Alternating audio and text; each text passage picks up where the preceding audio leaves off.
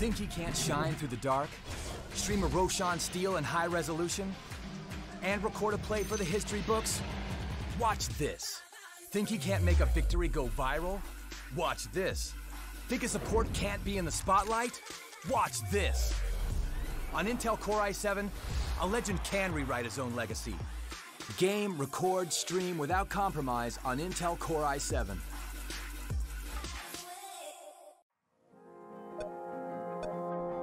Remember where it started. Your first experiences. Remember where you came from. The journey you traveled. The journey you love. Remember where it started. And imagine where it will go. Rise on.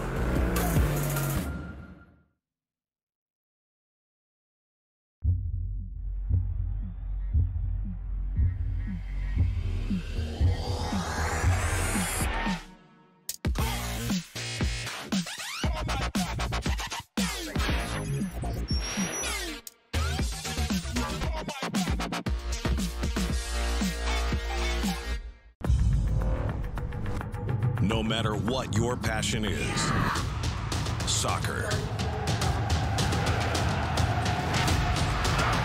rugby, racing, or esports, become a part of the experience with the moments we deliver. You're not weak. Your mind is always racing. It never rests. So let the earth quake as you break through.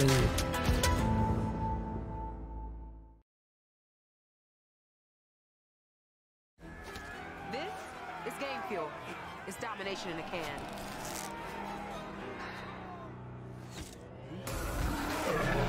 Tastes like loser tears. New Mountain Dew Amp Game Fuel. Victory in a can. Hello and welcome to the final day of the ESL One Birmingham Chinese qualifiers. My name is Nema. Joining me is Mo Farah as we get into Keen Gaming versus IG in this best of 5 where Keen Gaming lead with a 1 game advantage. Ignore what's on your screen. That's a dirty lie. The IG do not have the 1 game advantage. Keen Gaming have the 1 game advantage. They managed to come through the upper bracket, beating up every other team on their way here. And has to be said that the most convincing game was definitely between Keen and IG, but Keen have yet to drop a game so far. Mo Farah, do you think we're going to be having a repeat of that today? I think if you were playing the odds, you would probably, say that Keen were going to win 3-0. But IG, we talked about it a lot yesterday. You know, IG have been playing really well. I mean, much better than people assumed coming into these qualifiers. So yeah, agreed. I think it wouldn't be a surprise to see them take a game off Keen at least. Yeah, Keen definitely the favourites coming into the series. I'm not really sure about this Undying pick. It's interesting. Like, they see this Doom and they're thinking, okay, well, we have this Darks here. Do we want to pick this position 4 to play with the Darks in the lane, like the Nyx or the Earth Spirit now? Or do we want to pick this Undying, which helps us secure the lane against the Doom? Which is what they've gone for instead. Maybe they would have been thinking that if they didn't take the Undying there, it might have been taken out the pool and banned out by Keen in the next phase. So, I'm interested to see whether IG go for this kind of like Doodle. It feels like Doodle or Emo, at least one of them's been playing a really hard carry every time we've watched them play. Yeah. So whether they go for something similar or whether they want to go for something more tempo based, like with around the JT Nature's Prophet maybe. Yeah, JT's had some really good games, and we were saying like IG have kind of been throwing the baton a little bit between who's actually been the win condition in these games, and whilst JT hasn't exactly been the win condition, he's certainly been the winning force for this team a couple of times now, so definitely no reason to underestimate JT just because he's maybe a little bit new to the squad. Well, he's not even that new, but he's the newest here. And, you know, obviously being from SDA as well, I think some people might have thought there might be a little bit of cohesion issues there, but JT is fitting in just fine. He's doing really, really well. Yeah, I say JT Nature's Prophet. He's obviously the one playing the Darks here, but yeah, you know what I mean. Well, Keen been doing their homework. They ban out the Shadow Shaman, which is something IG have been playing with the Undying every single time they've opened with those 2 heroes. Oh.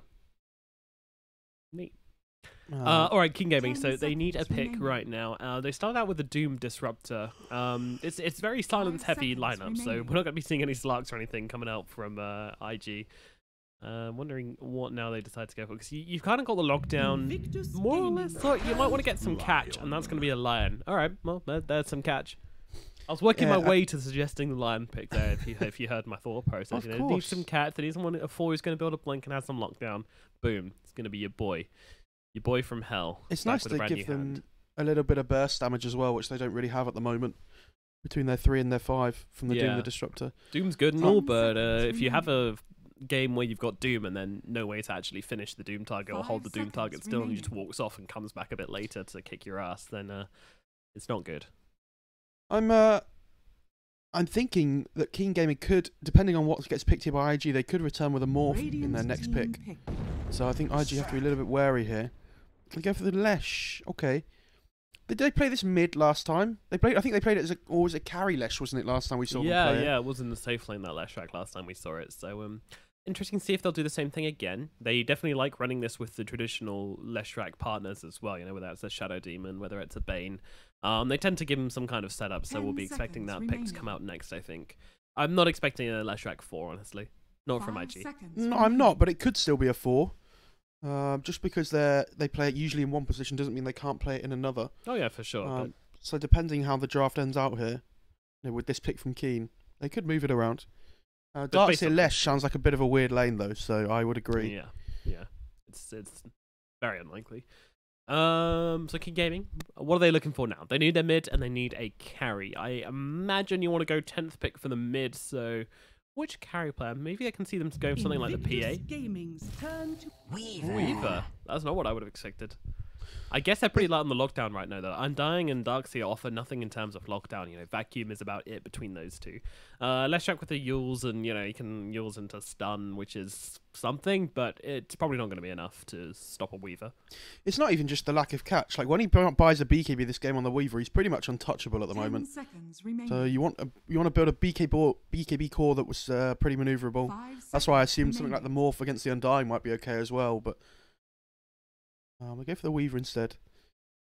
So it's going to be Weaver Disruptor against the Darkseer in lane, you would assume. Or they could aggro with the Weaver and then put the Doom against the Darkseer. Obviously, you just devour the Iron Shell creep then. So whichever side lane ends up against Darkseer at the moment, both of them should have a decent time at least.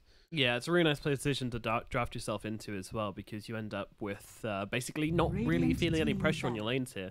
And IG, they're going to go for the Wraith King. So this guy's been coming back into the meta quite a bit recently.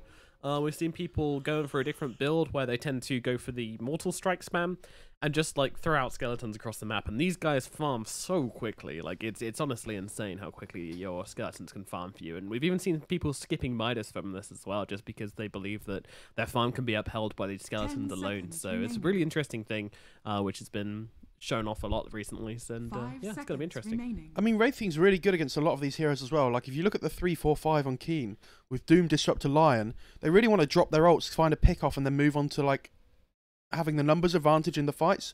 But Wraith King's so good at just running in and tanking spells, and just coming back alive again and being an absolute pain. So, like, you can't Doom the Wraith King this game anymore. I think he's probably going to be trying to Doom the Darkseer most of the time anyway. I'm not a biggest fan of this Wraith King, but in terms of like how team fights want to go, it's not too bad just for that. And then you want the melee carry for the Darkseer to be able to play with as well, to put the Iron Shell on top of. So it's going to be Lesh mid or 4 now. 5 seconds remaining. It is, yeah. This Darkseer Lesh lane sounds so weird though. So I would assume it's Lesh mid. Do you have the option to switch things up and have a bit of a flex pick here? But I think, yeah, I mean, Keen Gaming banned out the Conqueror as well. I'm pretty sure they know that it's not going to be Lesh on the 4 position. Let's see what they pick. Well, what are you expecting from IG here? You want something which can't lose a lane too hard to a traditional counter, because obviously there's still a lot left in the pool and they've banned out the OD. So what do you think is coming up? They need more catch, I think. Otherwise, this Weaver still just has a free game. 10 seconds. Agreed. So that's why the Kunkka would have been so good for IG, just because that's what they need. They just need that little bit more catch to find people and pick people off. In terms of catch from mid heroes, let me find the list. the list. Is Pango still in the pool? Angalia? Yeah, he's still hanging around. It's not a great Pango game, but they just need something that can like run around and make things happen early on, because we've seen these Wraithkings just not fight for like 20 minutes. Radiant team. So, yeah, okay, DK. There you go. There's your catch, though. Well, I feel like... I was going to say DK, but he's been super out of meta recently, so I wasn't too confident in myself, but I wish I had now. Can you just Timbersaw? If you're keen. Or Razor. Is he banned Razor's out? banned. Oh, yeah, he was banned first phase. If a Razor's not banned first phase, it'll get picked first phase. That's at the moment. That's true. I honestly think, like, playing against this Weaver Timber with, like, a small amount of catch sounds horrendous. Lanes well against the Wraithking and the DK. Come on, Keen. Do it.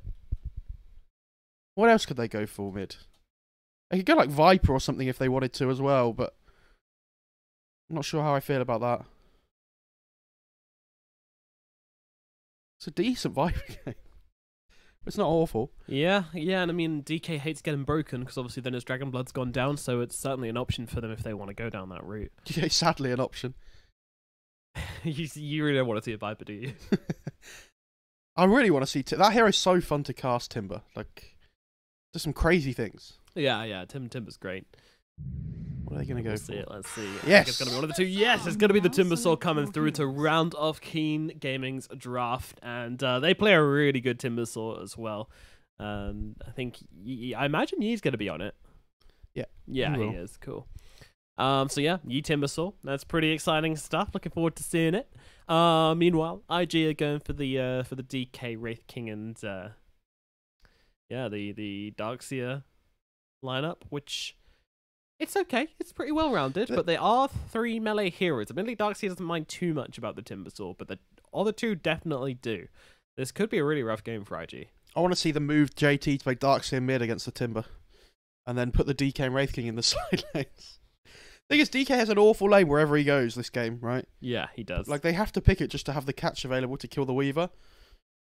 IG's lineup's pretty good in terms of pushing towers early on. Like, they have this Lesh Edict in the DK form, but where's their damage to kill the Doom and the Timber, and then this really mobile Weaver on top as well? That's my worry for them at the moment. Yeah, agreed. And all you've got for initiation is Blink into Dragon Tail. Like, yeah, you've got a Wraithfire Blast as well and Split Earth, but these spells...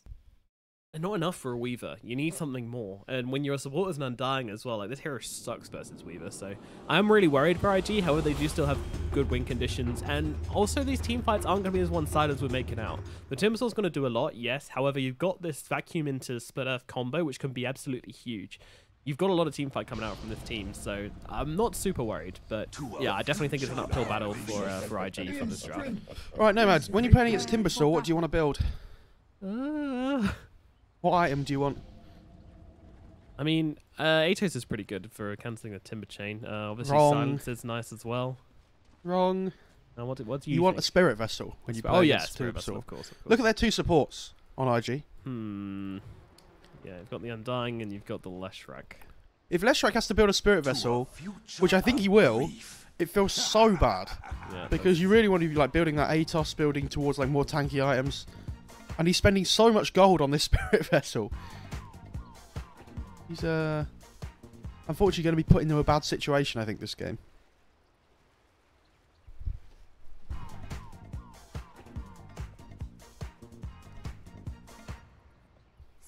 Alex has a sentry, actually.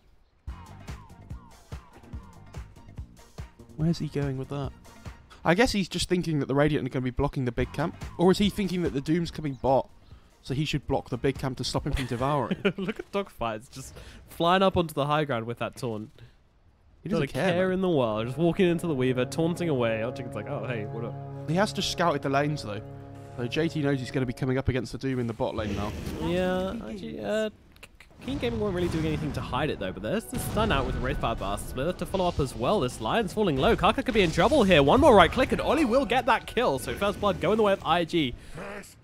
And Old Chicken running around the side here. He's got Nosakuchi in 2 seconds, and Doodle's nowhere near. He's not coming in, so they don't have the setup for the Split Earth, so I don't think they're going to find a kill here.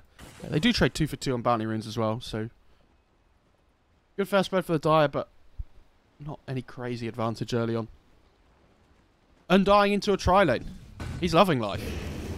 He sure is. This is the ideal Undying scenario. Well, it is in that sense, but he's against 3 range heroes, which isn't fun. So he's going to be constantly poked and prodded. And like Dogfight's on the Lesh is the only range hero in this tri-lane. So as long as Keen are always in a decent position and they don't get caught out, in some really silly way, they should be absolutely fine. And you see Dark on this Disruptor as well, just goes and pulls the creep wave. Yep, thank you. We'll bring these over here and get the solo XP without being poked and prodded by the side of IG. Stun out onto the Wraith King, but... Ooh, nice split Earth there. Going to catch out Karkai here without even needing the Wraithfire Blast. And they're going to find that kill without even using it. Now they look towards Dark as well, and they've got that. Got him as well. Dogfight's being run down. He is going to be the sacrifice in this fight, but they've gotten 2 kills up here, IG, so they're going to be more than happy with how this has gone down for them. Yeah, in terms of level 1 skills, they're pretty in a favourable trade. Like, you have this stun into the Split Earth as well. Split Earth doing 120 damage at level 1, so... huge amounts of bursts coming out. Significant. Meanwhile, in the middle lane, we've got Emo versus Yi. We kind of expect the DK to be on the back foot a little bit on this lane, and so far, 11-8 on the old CS. Make that an extra deny coming out from Yi there, so things pretty much going as expected. It's not a nice lane for the DK. No, not at all. And he's probably had the best time in this lane that he could have had already, because Timber's now level 3, so with the 2 points in reactive armor, it doesn't get any more fun. I'm just going to punch him, and punch him, and punch him, and punch him. I don't think there's going to be any kills here necessarily, but certainly just going to be DK not really able to do a whole lot versus this Timber. Meanwhile, down at the bottom, it's just going to be JT. You know what he's up to. Ollie, top. Pulling the creep waves. Ooh, dropping real low there, but I think he's going to get out. Yeah, he's got that wand. So valuable to pick up these sticks in these try and try situations, because there's so many spells being thrown around. Bot's not a very fun lane, though, is it? I mean, top lane's awesome. Well, it's really fun to watch, but yeah, bottom lane is just a Doom farming creeps, and Darkseer farming creeps in jungle. And yeah, mid is just these 2 red heroes hitting each other a bit. And top it's just like, oh yeah, let's go. Stuns, damage, nukes, it's all going on as Weaver gets stunned. Look at this, this Smurf comes out. They're going to be able to finish off on Chicken, they are not. And actually, Doodle's in some trouble here. Will just about keep himself alive as he backs away, and Dogfights just chases back the entirety of Keen Gaming. That's what I'm talking about. Top lane, where the action is, non-stop. We're not looking to any other lanes. I don't care. Oh, look at this Doom. No. He is doing the right thing on the Doom, by though, just pulling the creeps into the big camp so he can be more efficient, like the Dark Series in bot lane as well, constantly pulling to neutrals. I know it's not very exciting, but, worth mentioning. I mean, it's exciting if you're into your kind of lane equilibrium and your strats, but I mean, they're not doing anything out of the ordinary, I don't think. Just trying to be as efficient as possible. That's what it comes down to in these 1v1 situations, when you don't even see each other. Oh, they definitely see each other. I think the creeps are just attacking Doom with the bot lane. Yeah, they're not going to touch each other. It's just a trade farm lane. The top lane, all the touching is going on. I feel like it's just like the best stick game ever in this top lane, isn't it? For both teams. Have they all got sticks now? I assume they do. Lion doesn't. Lion's the only one that doesn't. Okay. Go together, Karkai. Throws down the stun onto Doodle, though. Will just about connect on the tail end of that Earth Spike there as the damage comes in. They've got him trapped inside this kinetic field. It's undying. Ollie, yeah, he's coming in from behind, just trying to do what they can, but they're basically just ignoring him. He had 28 stolen strength a second ago. Oh, come on. This is... Okay, that's pretty scary. He hits so hard as well. Like, he has 83 damage now. He nearly hits for as much as the Shadow Shaman. Radiant structures are fortified. Ground spike out once again. Dogfights is ready with the stun. Doesn't land it onto Dark though, so Dark will be able to get himself out. This Lion is pretty low as well. Well, you say that, but they're coming in to share the damage of this Fate's Edict now, as they of the Diabolic Edict right now. You're seeing on 420 max HP. Like, you have to be so careful. Yeah. Never know when you might just pop. Well, Chicken's chasing forwards here. They really want to take this bounty rune. They will absolutely do that. And actually, Doom's probably getting them both down here as well. So it's going to be all runes going the way of Keen Gaming. Unless anybody comes to this bottom bounty, but I don't think they will. Doom is going to go for it, right? Yeah, he will. Look at this dude. He's going to hit level 7 before he eats the creep. Please. Oh, so smart. What? He's only got 2 points in Devour. You're level 7. Yeah, he's only leveled up to... Unless he thinks he's going to only level 2. Unless he wants to go for like 2-4-0 and then try to kill the Darkseer when he uses his first Doom or something. That would be my guess. Yeah, he's definitely saving, just to see what's going to be needed and when. Yeah. Oh, top lane on Disruptor. Oh, Dark getting low once again. Ollie trying to chase here. The red fire blast will follow through as well. Doom looking for the kill, but Leshrac getting low as well. But both going to go down at the exact same time. Ollie in some trouble though. Also taking hits here as Old Chicken just laying into him. Doodle says get off my support, but they will not. They will find that kill, and Doodle is just kited to the end of the earth. Can't do anything more. Only 2 deaths for IG up here, so not coming off favourably in that trade at all. He missed a Wraith Fire Blast as well because the Weaver went invis. So really nice. Disjointed.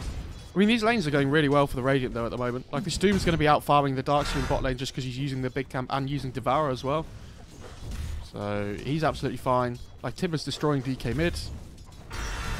He has popped the DK form now to try and push with the Catapult, but unfortunately the Catapult won't get anywhere near your tower. Yeah, not versus Timbersaw. And actually Kaka coming in on the sidelines here, going to throw down the Earth Spike because there was a TP, but it did get cancelled.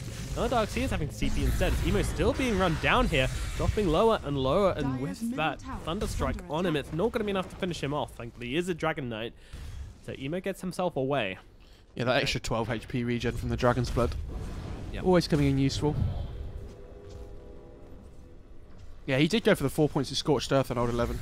He's just leveled up now, so probably wants to keep the 2 points in Devour, then go back for the Max Infernal Blade. Dog fights, he's being run down. One more right click from the Lion, does connect, he finds a kill. Emo trying to get revenge, but can't even find someone to go on here. With the Iron Shells coming out, they're going to stun up the Timbersaw here. He's melting pretty quickly to these Iron Shells, throws down the Timber Chamber. With the vacuum back, they'll be able to find the kill. Yi goes down in the middle lane. This was not part of Keen's plan.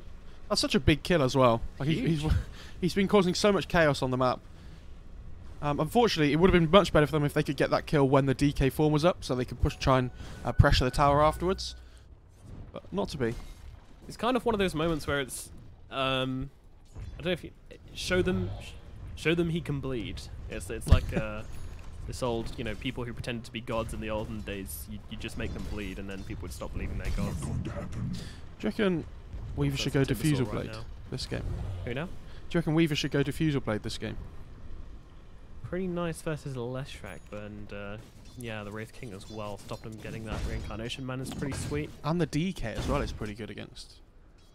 Is it? Yeah, because he doesn't have a great mana pool. Like, if you get the Diffuse Blade and then the Talent at level 15.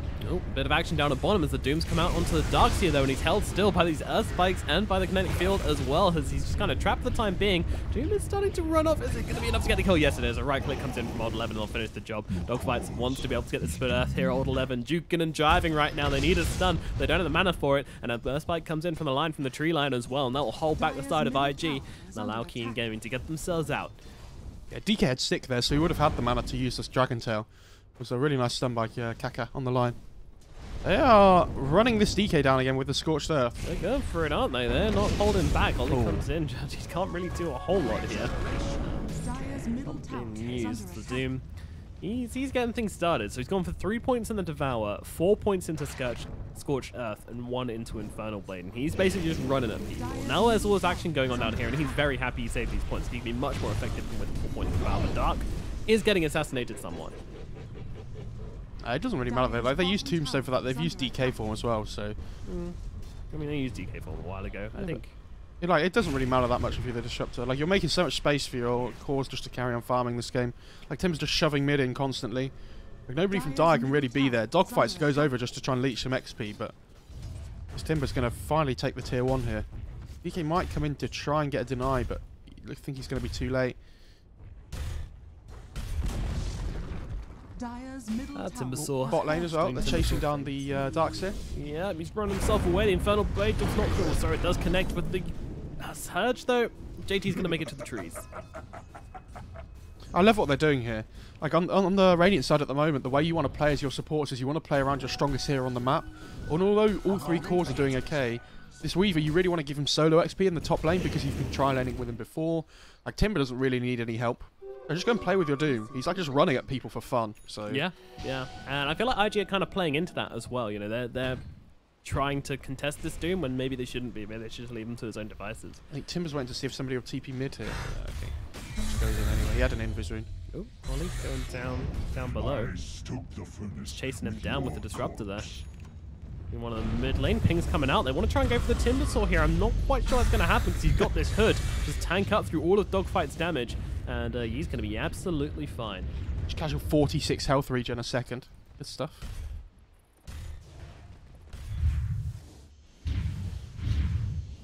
What's this? Now some super efficient farming, some super efficient shrining.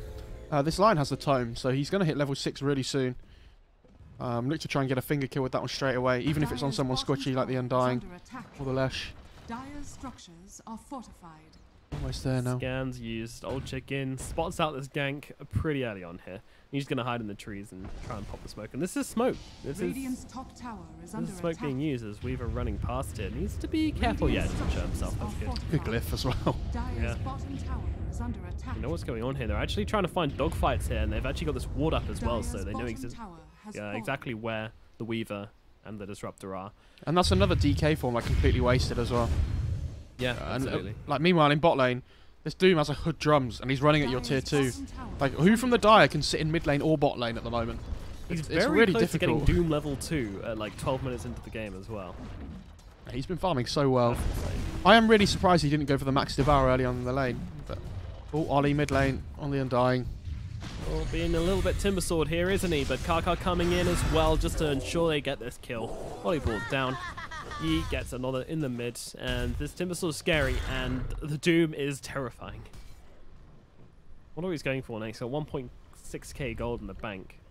See, normally in this scenario, you would send the stun again onto the DK, and now they're going to glimpse him back with the Disruptor, holding him inside the kinetic field. He's walking in, closing the gap. Hex comes out. Chakram is down as well. Emo getting slowly whittled away. In comes Dogfight, so just running into the middle of this fight. They throw down the wall as well. Kaka is dropping low, but Dogfight will not be able to finish the kill. Maybe he does actually, as he just runs forwards, and Ollie comes around the back as well. Dark is not particularly healthy either. Trying to run himself back. Dogfights. Oh, they get another one just before he goes down. And finally, Dogfights is going to drop.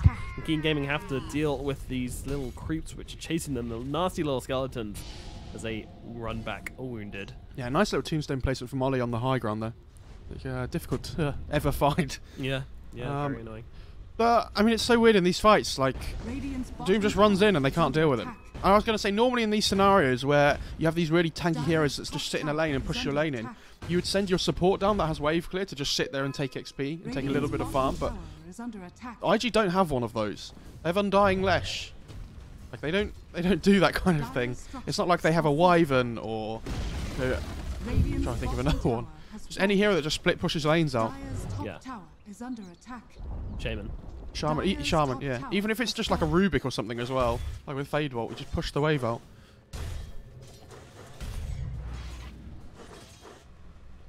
Alright, so I think IG, if they want to win this game, they need to start looking for some fights. They need to start going in as 5 and find a way to see Keen Gaming on their terms. I don't really want to see them trying to play the slow game much longer against these guys, because whilst the Wraith King is good at farming, he's... But, I mean, he can't... he's going for the Radiance, that's the thing. Like, he can't fight on Wraith King in this game until he has the Radiance, because all of his net worth is in gold instead of items. Yeah, but then again, Wraith King is a naturally strong hero anyway. Like, he doesn't necessarily Disruptor? need items. Oh, the Doom comes up though. Oh, the DK. Yeah, they surge him out though and just get him out of this one. And another Tombstone on the high ground, and this is going to be enough. I mean, I say that. Doom's actually walking past the tower. Kaka's coming in. He's got a finger as well. Hex being thrown out. He's got the ground spike to use as well. Oh, DK, you might not be doomed anymore, but you're still in a lot of trouble, and the finger's going to finish the job. Kaka goes to work. I was wondering whether Kaka was going to hold on to that that finger there for a different kill. But he's like, no, I want the charge. It's funny, isn't it? Some players are very conservative with their fingers, and then others are just like, get me those charges. I want to be hitting hard.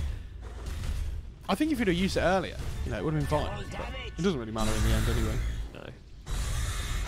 Servers maybe struggling a little bit when these team fights are kicking off here, but we'll do their best.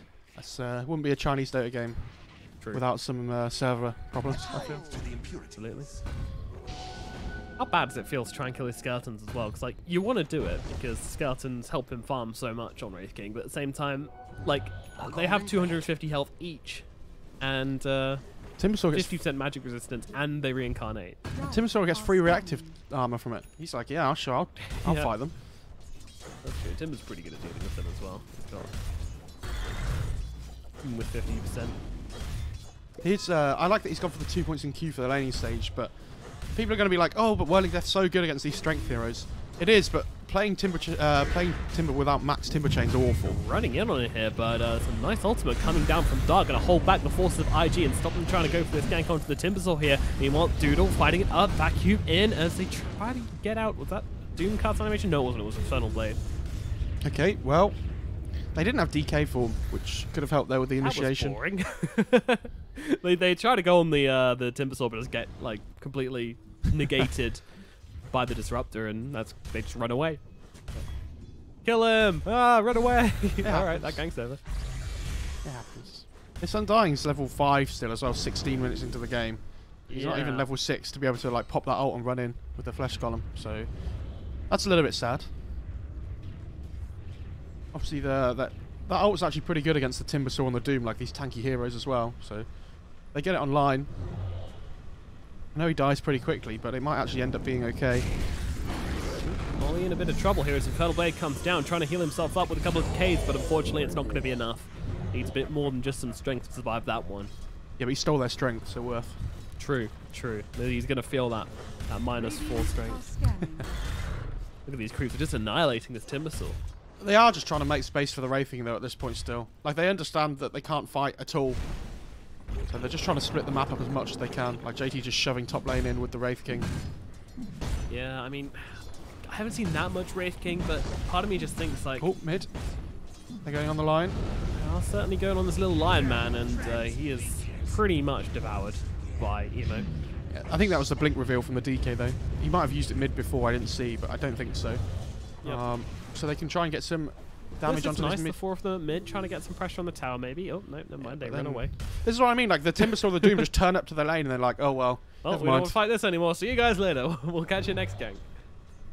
Going blink BKB on DK feels so bad as well because he's not going to be able to scale at all. It's not like he's gone for a Midas or a Maelstrom or anything that helps him farm. It is literally all just in items that can help him team fight. Find pickoffs with catch. He's going to be very much relying on the Wraith King to try and carry this game. It's very difficult one to see working out for IG, it has to be said. There's heroes where you're like, yeah, this carry is going to win them the game. Wraith King is not one of those carries, in my opinion. But I'm looking forward to being proved wrong, and if anybody's going to do it, Doodle will be the man, because he's had some spectacular performances throughout on these close qualifiers. Weaver, we talked about him possibly going Diffusal. He's got the Maelstrom queued up now, just bought the Mithril Hammer, so he possibly just wants to be able to scale a little bit better himself with this Maelstrom instead of the Diffusal.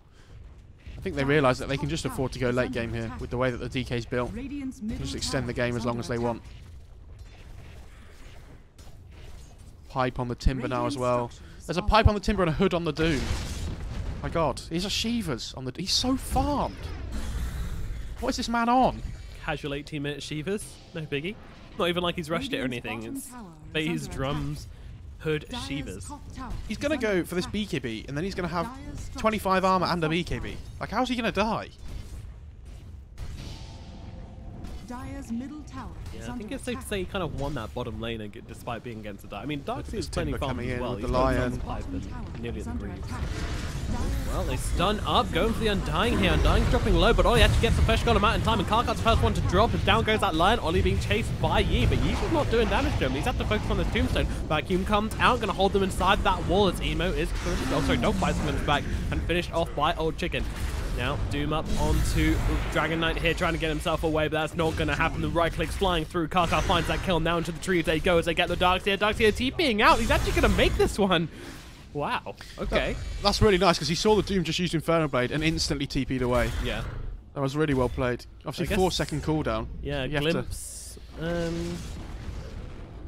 Well, the Lion wasn't in range, I guess, or didn't have matter something. I don't know where the Lion was, but it was all on cooldown. They just killed the DK with the spells. So what a read! What an absolute read by JT. The thing is, that fight for the die looks okay at first, right? And then you realise they're fighting under the Radiant Shrine. So all of a sudden, everyone's just getting healed up in the middle of the fight. So, you know, Radiant just walk away with that fight so easily. And Yeah, and still no Wraith King. He has a Radiance now, though, so he does. might be able to look to try and find something. I hope so. I'm really Dire's disappointed Weaver bottom didn't go tower Diffuse is on that. under attack. Oh, the Doom's like, yes, keep on farming. He's looking for that money with the 15 talent, and he will also get the kill into dogfights here as well. Brought down behind the tier 2, and this tower is not going to last very long. Okay, so the good thing for the Dire is that the Radiant don't really have great objective taking, right? Like, it's only really the Weaver that can hit towers and Roche. So, if they can hold high ground with this, like, really big Darkseer combo, then maybe they can... Shrek buys back. They're going for a fight here. They're going for something. As Tombstone's up on the high ground, they're going for Dark. They will be able to get this one. He's managed to get himself out, and the other guy just on the sidelines there.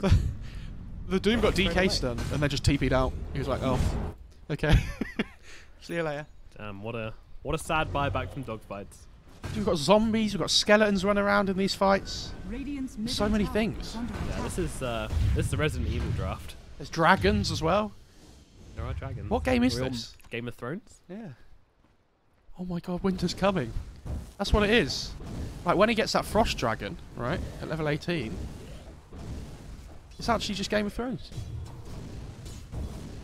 Sorry, spoilers.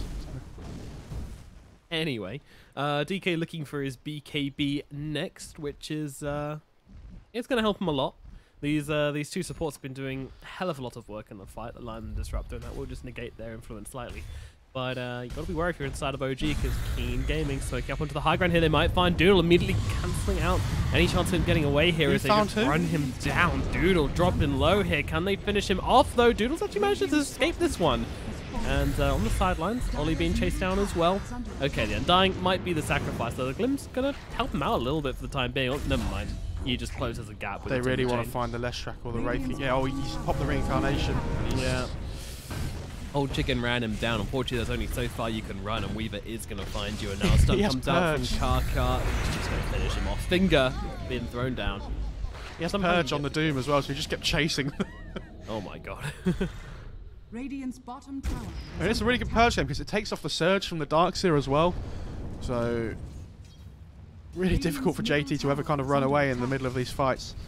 Especially when the Doom like picks up a blink later on in the game, I imagine.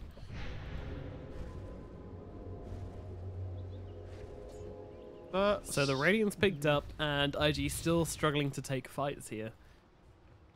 I mean, I think they just need to smoke up and go. I mean, they've got this, the Greaves coming out to them now. Greaves, Pipe Darkseer. You got to blink on your DK. That's about all you need. Maybe he picks up this this BKB now. All right, now you have a timing. The thing is though, right? Like, it's great that they're really tanking stuff, but they don't do damage. Not really. Like, this DK has Blink BKB. The Wraith has Radiance, which is the only thing. They really need this Lesh to scale in terms of items, but like we talked about, he has to build a Spirit Vessel to deal with this Timbersaw. So, although he does a decent amount of damage in these fights, it's not, you know, game-changing at the They get moment. to the high ground, but they're scanned out immediately. However, they have been able to get the initiation off onto Old Chicken here, and they get the kill onto the Weaver. Keen Gaming might need to back themselves out right now. Old 11 running himself away. He's also got the Shiva's Guard to pop should he need to. They're looking to turn this one around. Doom being There's thrown no out to reincarnation. Doodle here. He doesn't have reincarnation, and they know this as they pop down the ultimate as well as Static Storm going to bring down Doodle, but Emo still looking to fight this one up. Dogfights from the low ground getting the damage off with that Pulse Nova as well as they throw down the urn onto the Doom. Jumping forwards, they found themselves a Lion, and they will find this hero. Now Old 11 just running into this fight along with Yi here. They're actually trying to fight this one up. It's a 3-on-4 right now. Can they really take this fight? I don't think so. He's stunned up. Can they finish him off? Split up, and they find the kill. IG turning it around and now look towards Old 11 as well here. Linking forward, stunning him up, glimpsed back.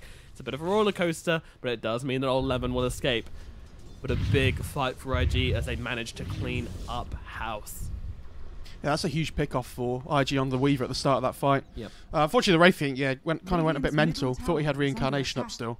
I think so. It did feel like that, or like, you know, I can keep this fight going for 20 seconds until I get reincarnation. Yeah, like We've all been there. He wanted to force the fight though. Like, he knew with the Weaver dying, they had the numbers advantage. So yeah, he had to try even without his ult being up. And to be fair, they used Doom and Static Storm on him, so might be attributing that to the ability to win the fight. DK going in hard, finding Disruptor on the back here. He's going to need some backup if he wants to get this kill though. Let's get glimpse back into Old 11 and Old Chicken here. He's going to pop the BKB and just TP himself out. Can they catch anybody else? Second BKB just down the drain though. Yeah, it's not ideal, is it? But again, at the same time, like, sometimes you just force into it. I feel like in these fights I haven't been respecting the amount of damage that Iron Shell's been doing. Like 90 DPS with a surged in heroes like Wraith King and the DK starts to really add up in these long drawn out fights. When the BKBs come out, yeah, Doom's just picked up his. I imagine Weaver's going for... Yeah, I think Weaver's got his on the courier as well. Like, where's the physical damage on the Dire side? It feels like we've seen this in games already, these qualifiers. I think IG lost to this before, where the enemy team just got BKBs and then they really struggled. I think they had OD Lesh as their 2 cores that game. And with DK form currently being used in the bot lane, they just walk into the Roche pit. Yeah, they actually smoked in here, so I don't think IG have any idea, even though they didn't even have any wards up in the first place. So they're making their way over. I think they smell something as a miss, but they're going to have to make their way over here quickly, Undying. Oh no, he doesn't know. He's just placed down a sentry. They're starting to ping it out, but it's just going to be too late. Yeah. They piece it together. They smoke themselves over. I'd say walk over, actually, but it's too late. IG lose Roshan and a little pause from dogfights here. Tactical? Having a team chat? Alright, guys. Yeah, look, he's drawing on the map, dude. Yeah, yeah. Oh, this is so tactical. What? You can't pause and draw on the map. That is... Do you remember very puppy. Do you remember the tournament that they allowed tactical pauses? Yeah, I don't know which one it was, but do you remember the one team that who used it was? No. Think of it's somebody in the scene at the moment. They're not a player. They're a caster. Oh. You guess? I might be wrong, but I'm pretty sure the only guy that used the tactical pause was Kyle for complexity. Oh god. So I feel like he's definitely the kind of guy that would do it. Yeah, no, that figures actually. I reckon Dogfire's like, look, guys, listen, you know, we lost Roshan, but we're not going to lose this game. We're going to fight through. They might come alive twice, but we're going to kill them twice. Let's go. And then unpause, and they all like battle scream down the bottom lane. Look at them. Look at them. This is actually what's happened. They got onto the Weaver here, but they actually got on the back line to take out the line just as quickly. Old Chicken forced to use his time lapse really early here. BKB is about to tick down from Emo, but Doodle's just sitting on the front line. He's got the reincarnation ready to go, but Old Chicken pops that BKB and gets into this fight. Don't forget, Doom has one as well, but the comes out onto him in the vessel. time. Nice little vacuum there, and it looks like no. Trevor has died. It didn't like this. What's going on? Doom's popped BKB. Hasn't actually used the Doom yet. Oh, apparently he has. No, he hasn't. Dogfights is back into the middle of it. All and brought down. Dogfights is actually the first fatality of this little engagement here. And now they're chasing for Ollie as well. Doodle's TPing out in the trees. Ollie being beaten down. Will not escape. They did manage to TP himself out in the trees, though. To be honest, considering they were played against an Aegis there, and they only lost their 2 supports. Yeah, they didn't kill the Weaver, unfortunately. But it wasn't awful. Like, it could have been much worse. And the best thing for them about that fight is it was just outside the Radiant base. So, like, you've taken a fight on the opponent's side of the map. So it's not like they can push straight away afterwards. It's pretty good. Absolutely. And, you know, if they had won that fight, then it would have been high ground. Like, it wasn't a great fight. It's one of those things where if you can take fights on the enemy side of the map like that... I mean, it was ballsy as hell into the Aegis. But hey, gotta make them plays. I'm into it. Great tactical pause. That's all I'm saying. Oh, absolutely. I'm telling you, those battle cries down in the bottom lane. They just charge. Look at Doodle, by the way, and this Wraith King. Old 11 knows somebody's up here, but can't quite find him. Yeah, he's turned his Radiance off as well. Smart guy. Ninja Wraith King. So, Timber has Lotus Orb now as well. Obviously going to be really nice if he can get it before the DK stun comes out. Wraith King stun's the same as well. And Lion's almost level 12. He just hits it, so minus 60 seconds on the Finger of Death feels so good on Lion when you get to that level 12. The huge cooldown reduction, yep, does now hit it, immediately leveling up. 60 seconds. So long. King Gaming looking for this, but Emo jumping in, popping that Dragon Form and going onto the line straight away. The Splurge to follow up as well. Do they have enough damage to finish off? The Lotus Orb is not going to be enough to save him. However, it's a nice ulti from the Disruptor. Static Storm catches too. Doom comes out into the Dark Seer as well, so no chance of any kind of wall of vacuum shenanigans in this fight. Chased up to the high ground. Old Chicken will find that one. Yi gets the kill. Keen Gaming. I like that IG are going for this initiation. I like that they're not being scared to take these fights, but goodness me. Keen Gaming looks strong. Feels like Kaka's been caught out too many times this game as well. Like he's always Again, look, there you go. Well, yeah, on the backlands, Karkar is gone. Doodle has a reincarnation, but still doesn't want this bug on him, so he's trying to get rid of it in the middle of the Doom has fight. a BKB. Oh, there's a vacuum. There's the wall. Where's the follow-up? Dogfights is in there, but they try to take Got down the Aegis. They will get it. But I'm pretty sure Weaver has a BKB. He doesn't actually have the BKB for a second life, but they won't be able to time the stun. Old 11, his BKB is going to run off. Logic is actually being chased down by the Leshrac here as he's glimpsed back into the arms of Keen Gaming, and they will find him.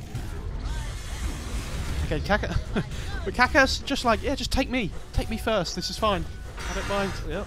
And then my Doom and Timber just run around the fights doing whatever they want because they're not taking any damage. I mean, we've actually went for Mjolnir. Wow. Feels like he's been really struggling to lock people down. I thought he might like go for a Skadi or like Diffuse or something. So at the moment, like the Lesh is just running away from him most of the time. Yeah.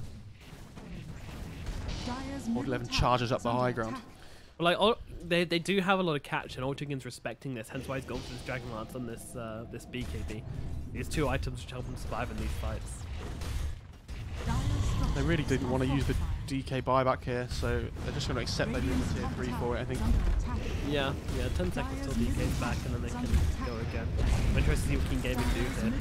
Getting a couple of hits on the range tracks, and they'll back themselves away. I think if they had Aegis still, they'd probably go for it, but he would have. Oh, he would have just timed out now anyway. Yeah. There's no reason to play it like risky there. You're ahead by 11k net worth. Like you can feel that you're ahead as well if you're keen. It feels like if the Doom ever gets his ult off onto the Darks here, the fight is just completely over. Like if he gets it off before the wall. Yeah, it's always going to be the case, I think. It's just a Darkseid versus Doom situation. Like, if he's used all these spells, then he's a useless Doom target. Like, JT's going to be like, yeah, Doom me, see what I care. But if he gets it before, then it's an entirely different story. Radiant's middle tower has been denied.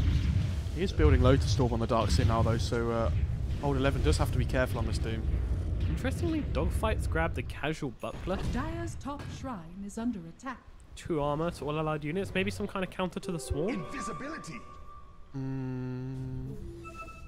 I mean, it's just okay. Like, he doesn't have a huge amount of armor on the Lesh to begin with, so like you're playing against Weaver, he's with the swarm and stuff like you say as well. So any kind of physical damage reduction is nice. Yeah. I don't know the reason for it, but I would assume it's something like that. I like it if it works on your whole team as well. Like for how cheap it is, it gives you so much. Well, I mean, if it was that good, then people would be picking it up all the time. It's Well, people do pick it up quite a lot, just like casual bucklers. It's been around for a long time. I think like Puppy was the guy that first started doing it.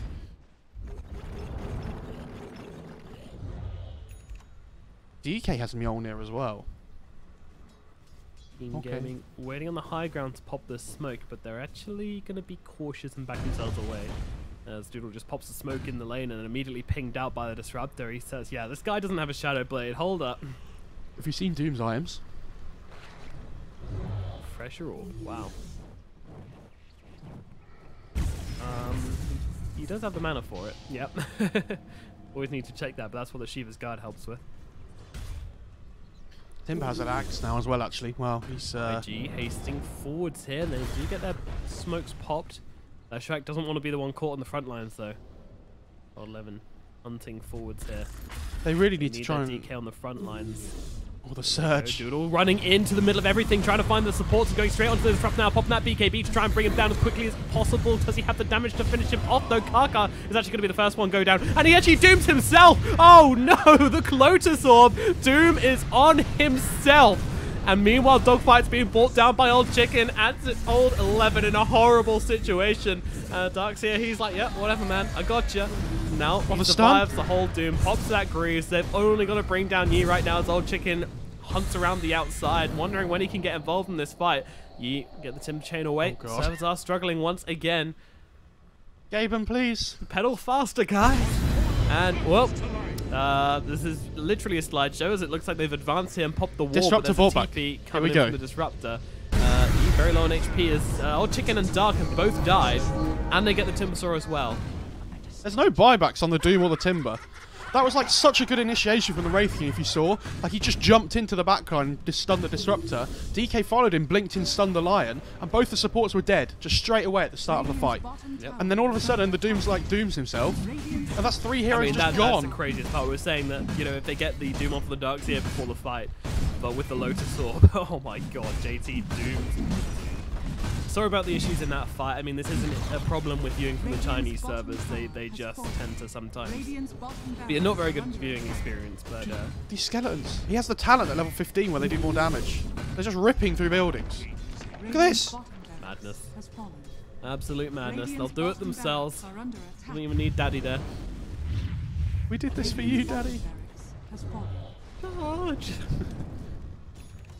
The father. Just killing the little things as well. Yep. The little buildings. God. And back they come. Oh, they're going Roche as well. Round 2. Wow, they're looking to get a lot from this. Is there a response?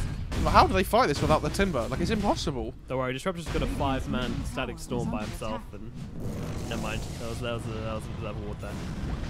And now back, stun out from Emo, holding Dark still for the time being, but that's going to be a glimpse, sending the DK back. Sure, they can finish off Dark now, though, right? Right? He does get the Static Storm down before he dies, but it's not going to do anything. This AoE surge. Happy to take this fight, I think. BKB popping more chicken. He's going onto Emo. Emo also popping the BKB as they run onto Ollie as well. Finger thrown out from the sidelines onto Ollie. Doom available in 5 seconds. He got the tombstone down on the high ground as well, though. Parker and Ollie both dead right now as the fight moves back towards Roshan. What is this? Come on, where's your play-by-play? How do you not know what's going to happen before it happens? Well, we've got away. Yeah, made it around the side of the fight. Now looking towards this Timber might be in a little bit of trouble here. It's fighting up hard, but in comes old Levin, popping that Doom onto the DK here, looking for another one as he pops a Refresher Shard. He's got a Blink available, but he just wants to pile everything into Emo here. Jumping forwards, looking for more. He's got another one available. He doesn't even want to throw it onto dogfights here, to be honest. Thinks he can do it without. Oh, the Purge. Really getting away, but whoop, that's an Aghanim's. Double Chakram comes flying out, secures a kill onto dogfights here. Thinking of chasing down Doodle, but actually they want to get their eyes onto Roshan. Finally a fight where Kaka didn't just die on the line straight away. If it was, oh no, wait, no, he did. He got the finger off first this time onto Ollie. So that's something, right?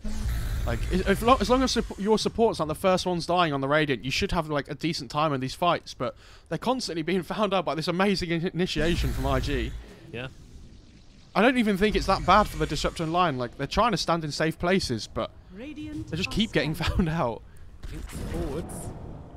Oh, Doodle on the back line, throwing down the stun onto Karkar. Is there enough damage, though? He's actually hexed up, so he can't find the finishing blow onto the support here. Meanwhile, Dogfight's just being chased down by old Chicken. He just bought back.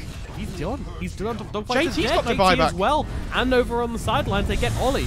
Karkar finally finished off, but I mean, Emo, he now has to come in and fight off versus his cause, and I'm not sure he can do it, just trying to pile on the damage into old Chicken, but he's going to pop the time. That's the figure comes out. Emo is taken down, and that is going to be another huge kill for Keen Gaming as they take an extremely convincing fight on their high ground. This game has just turned into an absolute brawl. They can go into the Roche now if they want as well. There's a regen for the Weaver. He's going to be super happy, but they know that without the DK and the Lesh having buyback, like, what do they want to do here? You would assume they want to force at least 2 sets of racks and can even just go back for the Roche if they still have time. These fights are crazy. I'm so surprised IG just went for that straight away, even though they, like, knowing that they just used their buybacks. They tried to go into the backline and find the line first as well, but Kaka finally got some spells off. Managed to survive the initial, onslaught from the Wraith King and the Lesh. And this Doom is an absolute monster. Down the middle lane. Dire structures are fortified. 65 seconds till the DK is up. Do they fight without him? Might not have a choice. I think if they just lose 1 set of racks, it's not too bad, but yeah, they could lose 1 set and then lose the Roche as well, which is, well, maybe 2 sets is what they're going for. Yeah. They haven't got bottom, so this won't be megas if they take these top racks now.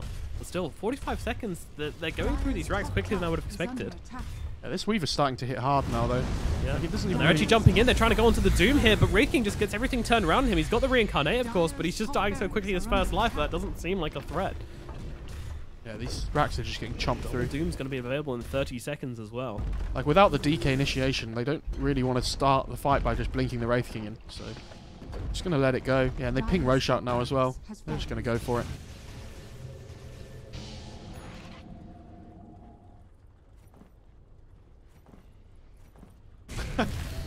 Kaka's playing the courier for Doom.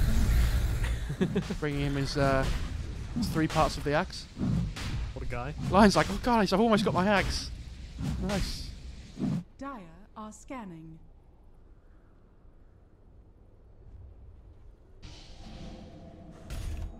There you go. That is scary now. Stun up onto the Weaver maybe, although it doesn't actually find the damage, and Doodle could be in some trouble now.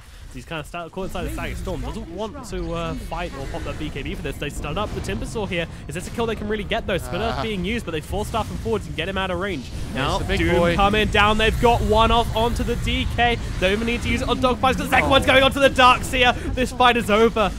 There's nothing they can do. Darkseer gets fingered up and he's taken down. Ollie trying to get himself away. The turn towards Doodle here. He's got the reincarnation, but he's just not a threat to the side of Keen Gaming. With no buybacks, I think this game is over. Doodle gets brought down. Old Chicken with the triple kill, and GG is called. A fantastic performance from Old Levin in this match as he just dooms the entirety of IG again, and again. Not himself once, but he pulls him back. I mean, considering how much I thought the draft was in favour for Keen this game, IG did a really good job of executing these team fights.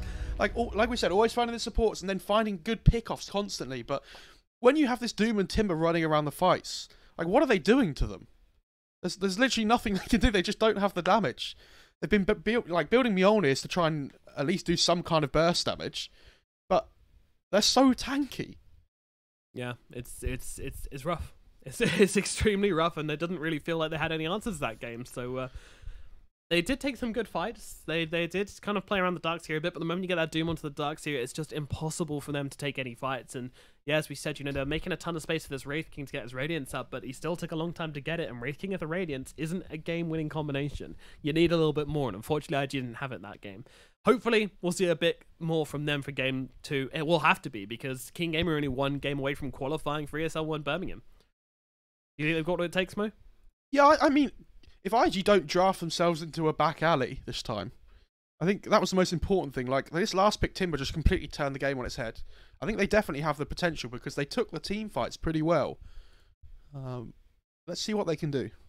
Alrighty, we're going to be back very shortly with game number 2 in this best of 5 series where King Gaming have a 1-game advantage, meaning they are 2-0 up. One more game and they will be going to ESL One Birmingham. Everything on the line right now. My name is Nomad. Here's my Farron. We'll be back very shortly with the next match.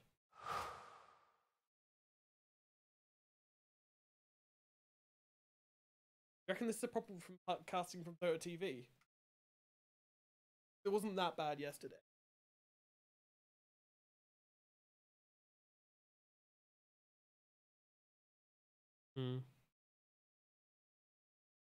Intel Core i7, a legend can rewrite his own legacy. Game, record, stream without compromise on Intel Core i7.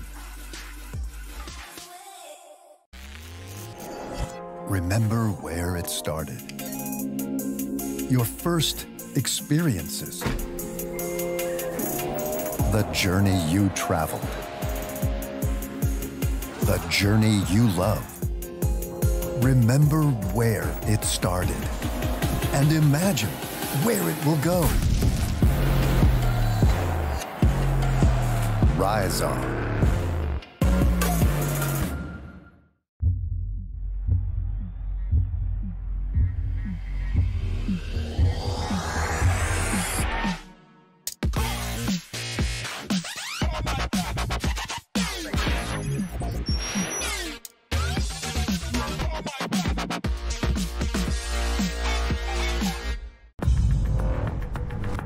No matter what your passion is, soccer,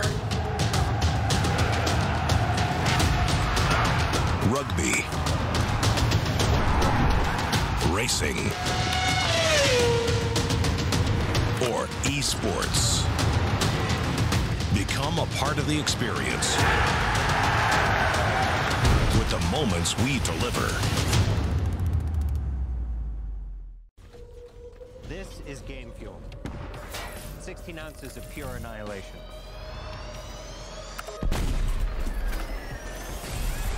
Tastes like berry-flavored wind sauce. New Mountain Dew Amp Game Fuel. Victory in a can.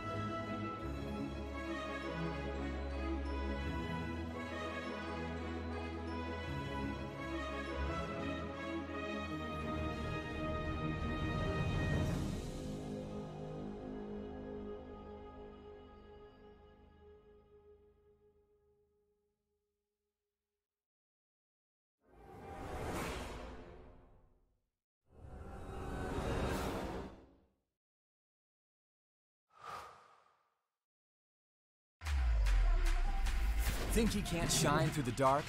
Stream a Roshan Steel in high resolution? And record a play for the history books? Watch this. Think you can't make a victory go viral? Watch this. Think a support can't be in the spotlight? Watch this. On Intel Core i7, a legend can rewrite his own legacy. Game, record, stream without compromise on Intel Core i7.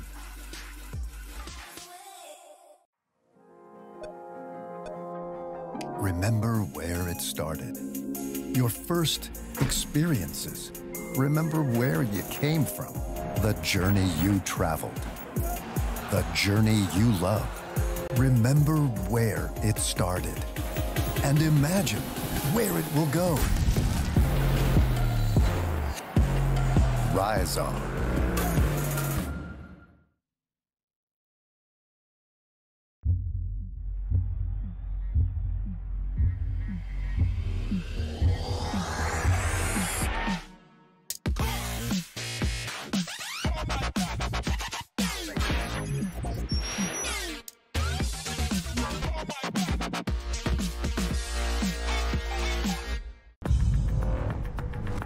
No matter what your passion is, soccer, rugby, racing, or esports, become a part of the experience with the moments we deliver. You're not weak. Your mind is always racing. It never rests. So let the earth quake as you break through.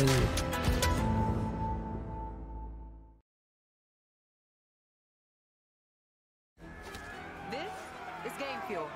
It's domination in a can.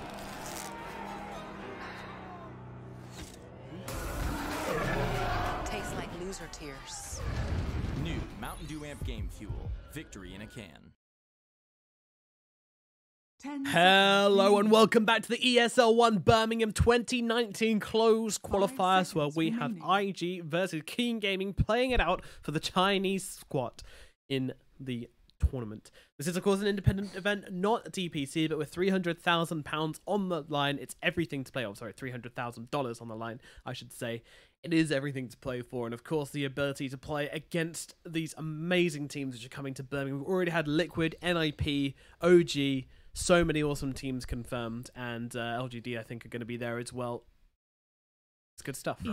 Yeah, you know, the most important thing is that you don't even get to play against the good teams. It's the fact you get to come and play in front of the big UK crowd. Of course, yeah, like you and me will be there cheering on. It's going to be, it was such a big event last time, really well supported and everything, so I'm very much looking forward to it again. It was good fun. Absolutely. Alrighty then, so, what are we hoping for this game? I mean, personally, I'm hoping for some good team fights and for a good performance from, of course, the Chinese servers.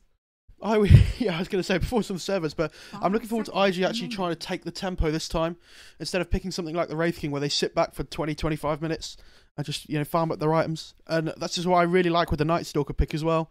One of these heroes that when you have the Enigma as the 4, the Enigma just passes him off the Ring of Regen, then goes to the jungle denying the range creeps, and the Night Stalker just really likes getting that solo XP ready for the first night time.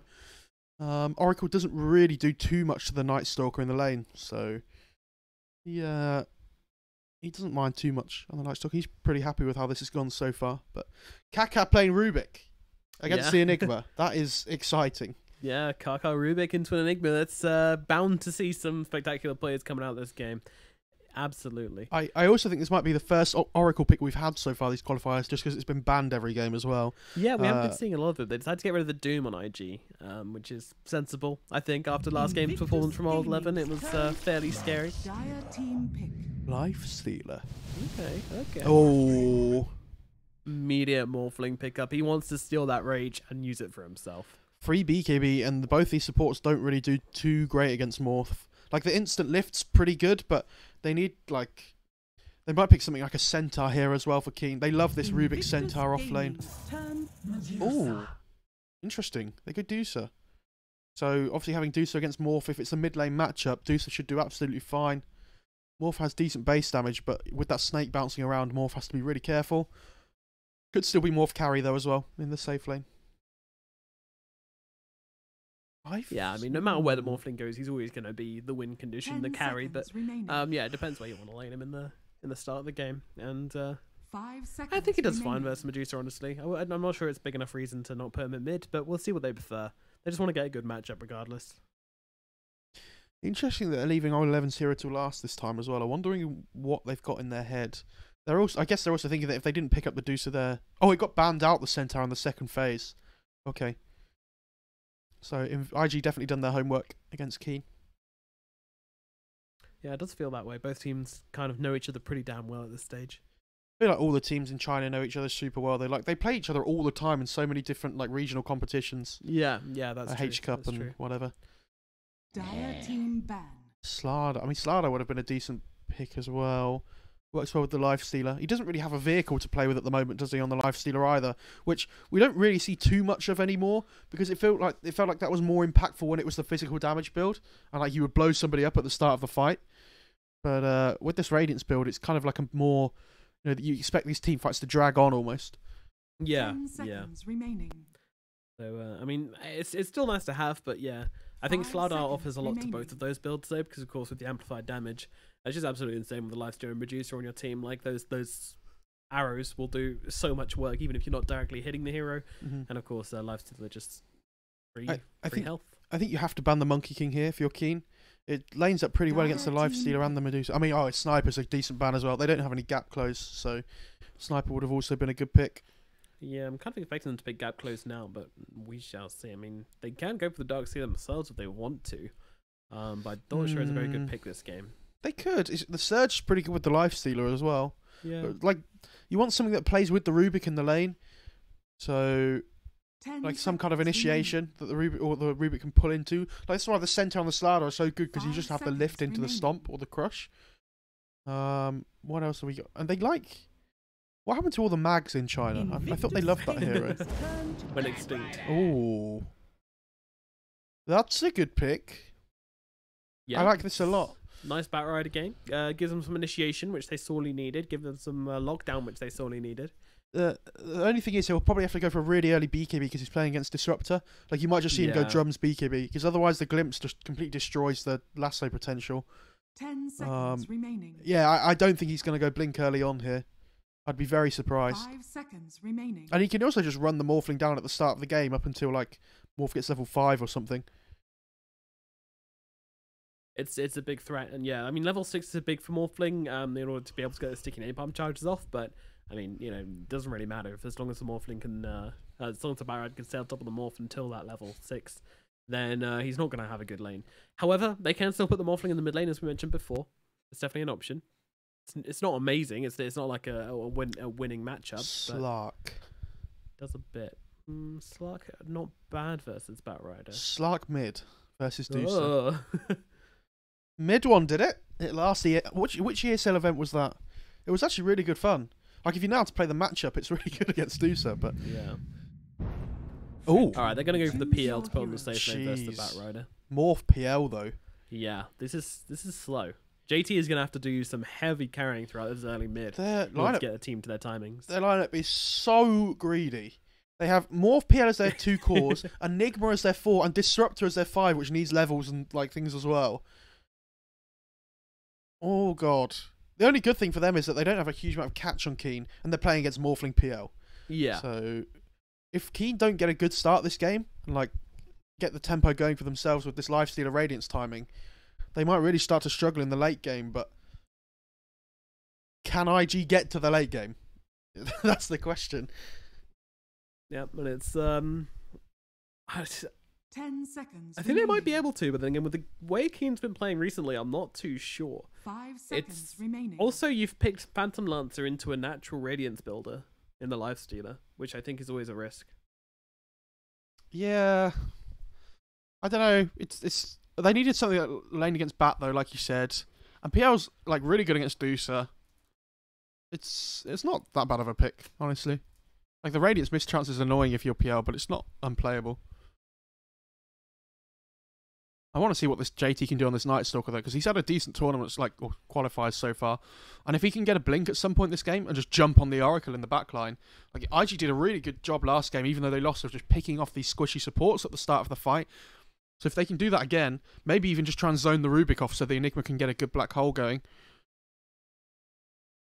What are we expecting Enigma to build in terms of items, by the way? It's hard to know, to be honest. There's not a ton of cancel on the side of Keen Gaming, so I'm reckoning probably more of a Aura build and then maybe a Blink Dagger a little bit later on.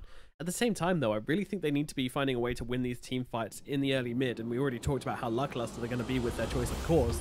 So you might want to go for that Blink Dagger earlier, just in order to give yourself a chance to win some of these fights or catch them by surprise. But then on the other side of things, the Auras are also going to help those cores which are not necessarily super strong in the early mid to be more effective, so to feel stronger. I agree with what you're saying, but if you look at the value of the core, the hood and the pipe, the pipe and the crimson this game, like you're playing against Deucer and Bat, so they are pretty good. Yeah, exactly. I assume he'll just go Helm of the Dom, then into Blink though. I think it's player's choice, and judging from what we've seen from Dogfight so far, I reckon he's much more of a Blink builder. But yeah, already starting with the Ring of Regen, so definitely go for the Dom. I mean, he could go Greaves as well though, like after the Helm of Dom, which wouldn't be too bad either. And then into the Blink. Okay, I think it's not necessarily a great Greaves game though, just because it's good for him because he's got a lot to purge, but at the same time, he's not really the issue this game. You know? Yeah, but he needs to enable his other carries. The Aura is super good when they drop low at the moment on the Radiant side. Like the Deucer and the Lifestealer don't really finish people off very well, if that makes sense. Like with the extra armor and HP regen coming through from the Greaves. So, I mean, interested to see. Yeah. It feels like there's so many different options that he can go for this game. Who does he give the Ring of Regen to on the Enigma? You think he gives it to the Night Stalker? Or to the PL? Or the Morph? Not sure. It's interesting as well because when GH played this Enigma as a position 4, he bought 2 rings of regen at the start of the game, and that was all he bought. Yeah, and gave them 1 to each core. Yeah, but no, I don't think I've seen anybody else do that. I mean, I think you'd give it to the Night Stalker this game actually. Yeah, you need him to be a dominating force. I'm interested to see what Kaka can do on this Rubik with the Bat Rider as well. And if you look at Kaka's starting items on this Rubik, he's actually just saving up for really early boots, so he's only bought 1 set of tangos. With some wards for himself as well, because he wants to give his Oracle more regen in the laning stage. Yeah, I always wonder whether, you know, so every now and again in certain games, maybe a core should be buying the early game sentries, so just out of the bat to make sure their supports, because like in some matchups, surely you want your supports to have the boots and to be chasing people down, and it doesn't, you know, as long as you're safe, you don't really care about your starting items. But well, I think if you're Rubik, right, and you're going to this bot lane, you're playing against PL Disruptor. Like the boost is just so good for helping you trade last hits and whatnot. Like the extra regen, you don't really want to just trade hits with the Disruptor against the Thunderstrike. So you just want to be a little bit more nimble. Yeah, exactly. It is going to be Morphling against Deucer mid, by the way. I much prefer IG's draft this time to last time, but I still don't know if it's going to be enough. Yeah, I still think Keen have the better draft, honestly. Like, the one thing I worry about Keen is, I mean, we've talked about how slow IG are. We've got a Medusa lifesteal on the other side of the map, so, yeah. You know, maybe looking only in one dimension right now, so they're pretty slow as well.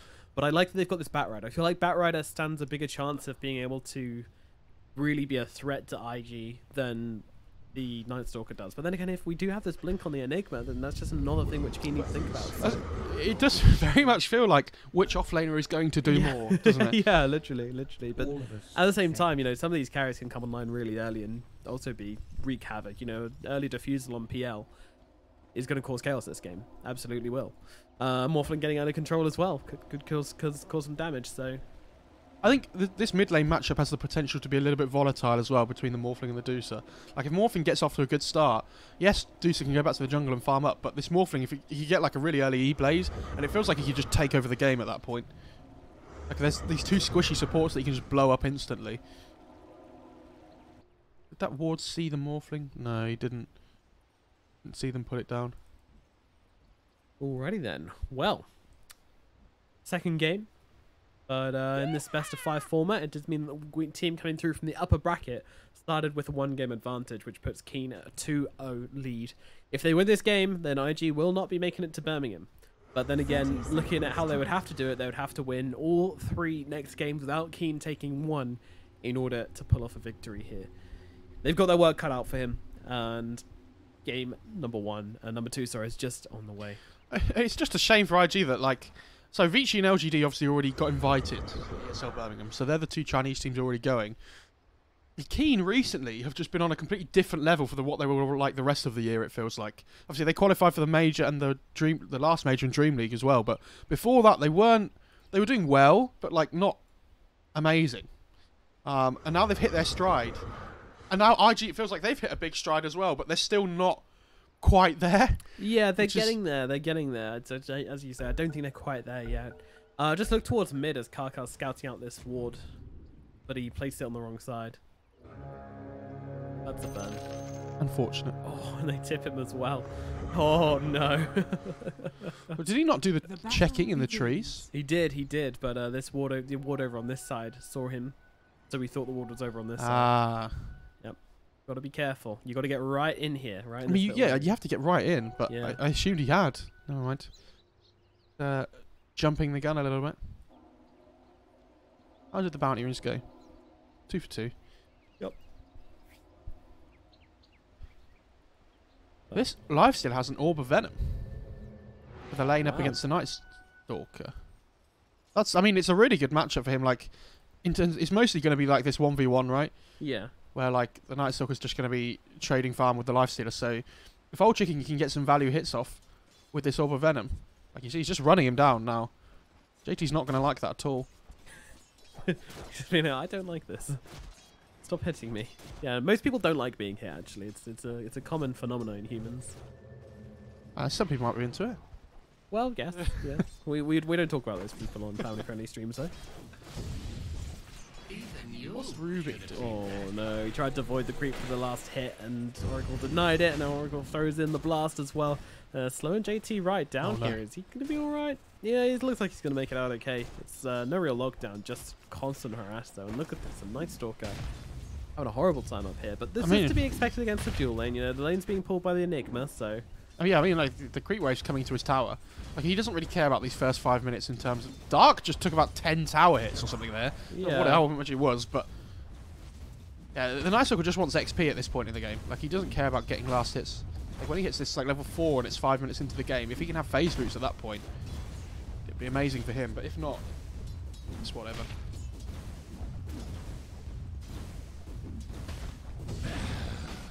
He's Oh, the chicken void as on well. They're under the tower as well. Yeah, they were both taking tight hits from this tower. Dangerous game. Meanwhile, in the middle lane, you got Emo versus Yi. That's the Morphling going 6-1 so far, and the Medusa going 6-4 to start things off. So looking pretty good for the Medusa so far. Emo will pick up this regen rate. Pretty dreamy stuff. Meanwhile, on the bottom lane, it's Doodle and Ollie versus Old Eleven and Kaka. Rubik and Batrider, of course, being a fairly good combination. Nothing to be like super worried about though. Not like a game-winning combination or lane-winning combination, but definitely do offer a big threat. BC at the moment, they're just being really efficient with their farm. Like, they've stacked the big camp.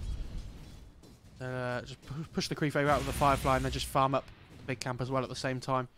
So Batrider's going to hit level 3 here. Disrupt has to be a little bit careful. Yeah, meanwhile, Emo taking a bit of a beating from the Medusa in the middle lane as well. It's really awkward for Morphling in the mid as well, because you always got to be careful of this snake. I feel like Dusa has a decent time here though in this lane, like just overall. Yeah. She's like half a level ahead of this Morph already. And you can't morph strength quickly enough to stop the snake doing a ton of damage to you, so it's pretty frustrating for him. Oh, I mean, what a deny! It feels like he doesn't get the range grip either. This is bad. It feels like Yi's been playing super well recently as well on all the mid matchups he gets, especially in these qualifiers. So yeah, he's a great player. The only thing I would say about at the moment that the Radiant are doing okay just because this Enigma's not really being stopped in the jungle at all. Like, he's having a great time. He's going to get this helmet done at a decent time. Emo running forwards onto Yi here, just waveforming in and throwing out a bit of damage, trying to chunk down the Medusa a bit. Won't find any kind of blood here, but certainly getting aggressive on the guy.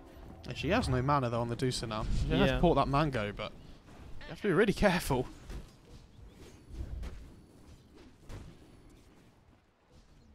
And also, Kaka hanging around with like absolutely no health first Ollie. Like if he gets that Thunderstrike onto him, then he's dead. But Kaka, of course, knows this. Just keeping his distance. Yeah. Dusa, again, she used that Mango mid, right? And then as soon as she throw the Snake Emo, just waveforms forward again. And just goes on her. Yeah. And all of a sudden, without the mana return going back to the Dusa from the Morphling, she looks so susceptible again. Yeah, so Emo just adapting nicely to this lane and playing it right. Meanwhile, up at top, Enigma still jungling away, just taking this this medium camp over and over, whilst JT farming up safely under his tower.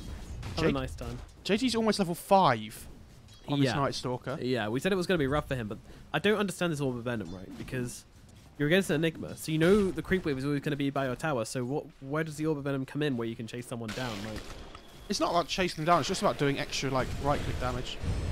It's not. AT on the tower, he's going to be okay.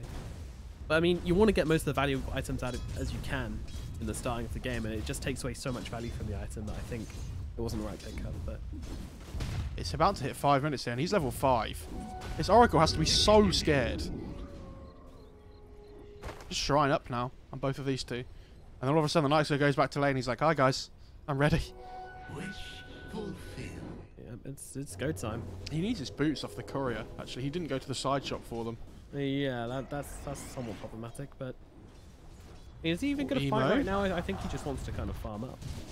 Bit of a rotation coming in here from Dark. There is a snake available. Yeah, they need to land the snake and the Fortune's End and the Purifying Flames together, otherwise they're not finding this kill. Oh, not even a team fight this time. Yeah, here comes the Oracle. Oh dear. That feels so bad for the Morph as well. Like, yep. Just hanging out in the middle lane, and then all of a sudden, bonk, bonk, dead. But this is why it's so important to have like vision around when the first night time happens around your mid lane, because things like that do just happen. Unfortunately, it hasn't gone well for them here. This Enigma is about to pick up Helm of the Dawn, by the way, from the side shop. He's very close, 100 gold off, and you see what he does here? He doesn't even wait for the Helm of the Dom. He just comes and converts the catapult, and they're just going to shove this wave in straight away. Yep. It's night time. It's go time. They really want to use this catapult well. They can even... Have they got Glyph available? No, they don't. It goes down in the bottom lane, but we're looking towards the top now as the open wounds come out onto JT here, but he's going to be okay. Still going. This is a very slow-firing Night Stalker, but he is closing the gap onto Dark here. He's diving the tower onto the guy, but now with the Rubik coming in, JT realizes he has to get himself out. Yeah, we did have a kill in the bottom lane. It's just Batrider running the Disruptor down. Yeah. Oh, this PL might be in a little bit of trouble as well. Yeah, he's holding the Doppelganger. Hold. Hold. Oh, that's nice. Phantom Rush. Hold. Doppel. Run. You make it out. Easy peasy. That Phantom Rush just saved him there. That was really clever, actually. It's such a small thing, but top lane as well. They're going in. There's a big fight. Yeah, Dark in some trouble, and he's gone. And Kaka also taking a ton of damage as well. Can JT finish it off? He's not particularly healthy himself. Kaka being chased by a creep. The Hadouken comes out and finds a kill. Dogfights at JT, causing chaos up here. And they're not done. They're going on to Old Chicken with Ollie here to back them up as well. Lifestealer, he's dropping low. He's dropping low. He's gone. Dogfights gets another one, and IG find 3 kills up in this top lane. And now can look towards the tower as well. Look at how big their creep wave is as well. They can actually just start pressuring the tier 2. They will. They absolutely will. And it's like, oh, don't worry, mid lane can come and help. Oh, it's Medusa. Uh-oh. Let's see if the Batrider comes down. That's going to be the interesting thing. The main thing I don't understand about... Oh, the Oracle did it again. Oh my god, how is he finding these kills? He must have just been in full agi. There's no way. Yes, yeah, he would have been. I don't understand it about this top lane at the start was, how is the lane equilibrium of the top lane always just outside the Night Stalker's tower? Oh. I'm just not expecting kills down in this bot lane. I need to get my fancy fingers on. Oh, they're going on the Rubik. Observing gloves. Dark up, glimpse back. He's gone. So many kills coming out across this map, and Ochikin's still sitting here to farm. I'm not sure if this is the best idea he's ever had. He doesn't have a TP. He's going to turn around with the Rage in the open wounds, but they're just going to black hole him. All right. Well, he certainly gets a kill. I mean, sure. Like, why not? Yeah.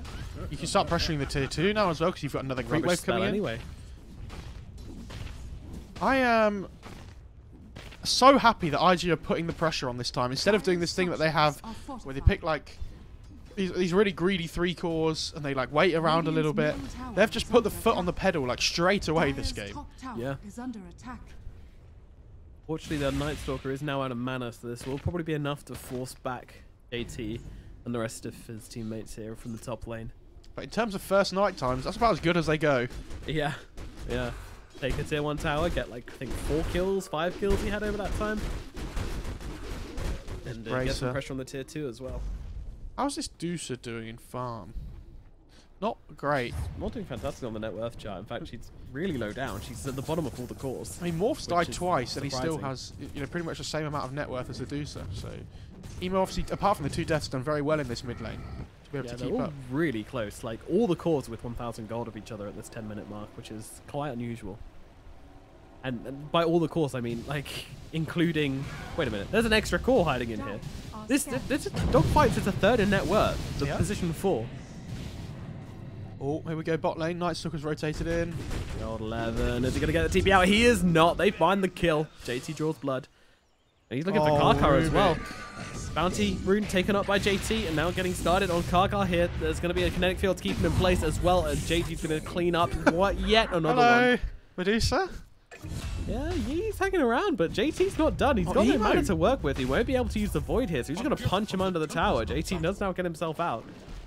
Daytime strikes, and, well, my work here is done. Emo got a kill on the Oracle as well. Damn. Game is looking really good for IG right now. Yeah, it just feels like for Keen, this top lane was an absolute disaster. It really was. We talked about this is going to be a game of killing the bottom lane. Just about caught the end of that one. We talked about this game being a battle of the offlaners, and if that's the case, then I am trembling in my boots for Keen right now because JT is absolutely the king offlaner right now. Well, he was. It's now daytime. He doesn't have Dark Ascension for another 70 seconds, so Keen need to make the most of this. They just need to carry on farming up on their 2 cores. You know, try and play around the Bat Rider with your 2 supports because he's not affected by daytime or nighttime. He can just constantly look to fight. So, but he has gone for these BOTs. With a movement speed build like we talked about instead of the drums. Looking to build that early BKB this game.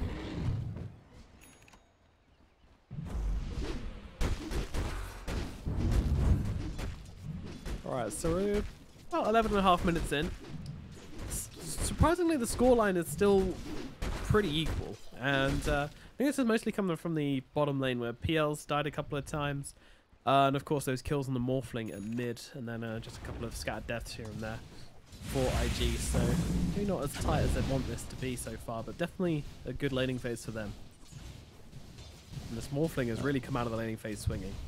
We weren't expecting him to do well in this mid lane against the Medusa, but he's actually now top of net worth. Yeah, he figured out how to play the lane with the waveform. And now finding Karkar in the trees here, but the lift comes out. It's going to be enough to save Karkar. I think it just about will be, because he waveforms up into the high ground, but he's got the Thunder Strike on him and just gets brought back into the arms of Emo. And the Morphling will finish the job. Yeah, and this is the Enigma again, playing with the Helm of Dom. Just going to start shoving another lane in. All top lane as well. Top. Yeah, they're going on to JT here. Looks like they might have found the Night Stalker. JT's going to take a fall as the first. No, not even lasso, actually. Just running them down. Open wounds. Sticky nade palm. And maybe a root or 2 from the Oracle. Pretty sad death for Night Stalker as well, because he was so close to his drums, and he has Dark Ascension up as well, so could have been looking to possibly make a play. Radiant are scanning. Look at Ollie. He's just like, sup, guys. Radiant's I'm invis. Invis equals invincibility. And, well, they're going to throw everything onto Old 11 here. Kinetic Field, Static Storm with the damage. It is going to be enough. But look at that black hole coming out onto all 3 of them as well. They'll be able to bring down Dark Old Chicken trying to get himself away. But IG doing the work. Now comes in the Stone Gaze. Can they finish the job in time, though? Doesn't look like they can. Another stolen black hole onto 3 of them and cancelled out from JT from the sidelines. Dogfights is dead, however. Emo doing a ton of work as well as he takes down Karkar. Looking on to Yi as well. It's Emo's fight as JT comes over the skyline with the Void. Yi's going to the shrine, but there is nothing there. The well is empty, and your life is gone. IG take down 4 heroes. Man, that was a good play. That looked like such a good turnaround when Kake got the black hole stolen. Yeah, but in comes JT. Yeah, like the man of this game just flies in. Just don't worry, guys. I'm here for you. I kind of feel like Kaka was like, all right, time for my MVP play. And then JT goes, no, no, no, no, no. I am the MVP this game, my friend. Get out of Spartacus. But yeah, I feel like JT's just in the right place again. Like, he just runs top. But again, considering how far Keen are behind in this game, also, like already, that fight top looked okay for them to start with. If JT hadn't just flown in and finished up. Yeah. Absolutely, yeah. And the Night Stalker, they felt like they ganked him, so they weren't really thinking about him. That's what happens in these early game fights so often, is that you just kind of forget about the hero you just ganked, because your team fight brain says the hero's gone. He's out of here. Old Chicken has an armlet, by the way. So he skipped Midas. Not got that Radiance queued up yet. Yes. Midas is so boring on Lifestealer. I mean, it's good. I mean, you only want to buy Midas on heroes which can take a use of the attack speed right now, which Lifestealer definitely can with the Feast. But I like this smoke from the Dire as well. Like, it hasn't happened, like, hasn't achieved anything, but they're assuming somebody's going to be defending that bot tier 1. So they make a play down the bot lane, but at the same time, the Radiant have like mirrored the smoke. You know what they say in the world of fishing, Mo? If you don't cast your line out, you're not going to catch a thing. Is that what they say? Yeah. Yeah, very, very integrated with the fishing community. Not going to catch a thing. Not going to catch a thing. Deuce is going for Manta first. Okay. We're not too bad up against them. I say not too bad up against the... and then I couldn't think of an example why Manta would be okay. Like, it's not amazing. It helps their farm speed, obviously, in the split push, which is really nice, but... What, are you talking about Manta? Yeah, on Deucer. That's the silence from... Oh, no, yeah, like, it doesn't... Another void, I guess. Yeah, like, the silence is AoE now, so it doesn't really do anything. Right, yeah, but it's to stop the void so that she's not, like, slowed and stuck in... But then, like, why would she not just go for a Force Staff instead? Well, I don't know. Like, Speed? you go, Movement speed? Yeah, but, like, you have the Yasha. I don't think you have to finish the Manta. Ooh. Oracles are in a really good position here, just sat behind. This comes back, pops the stone gaze before she gets glimpse, expecting the static storm to be used, but actually it wasn't. This was a great bait by IG. And Nemo's coming in, turning into that Medusa, and using that split shot to the best of his ability as JT comes running over the hill and annihilates Dark. Team Gaming have to back themselves up once There's a Lifestealer here. Oh, he's coming in from behind. He's trying to do some work here, but he's actually just going to walk through everyone. Oh, the glimpse. That's a big glimpse, but... Oh, he infests into Kaka. I got really confused. I was like, I'm pretty sure he just used Rage. Yeah, I was going to say, he's all got Rage up, but yeah. What's Doodle got? Okay, Doodle's almost got his Manta on the PL as well, so he's a little bit ahead of the Deucer. That's 700 gold or so. I'm going to help him farm up a bit. Interesting that he didn't go straight for the diffuser. Yeah, but the way this game's going, right, like, both teams are just happy to farm, it feels like. And if you go for Diffusal... I think if you're just farming, I think you always go for the Manta first, don't you? So IG have been very aggressive though. They have, but it's not really Doodle being the one that's aggressive. Yeah, it's been emo. It's kind of just chilling. Hey, a double damage rune on Morphling. Nice. I'm gonna hit for nearly 400 damage at 17 minutes into the game. Anybody mind? No? Good? Alright, thank you. Yeah, it's ridiculous how good DD is on Morph in these early stages, allowing you to take these roaches. Like, any stages really, but yeah. There's no way you'd ever be able to do this if you didn't get the DD. Nope.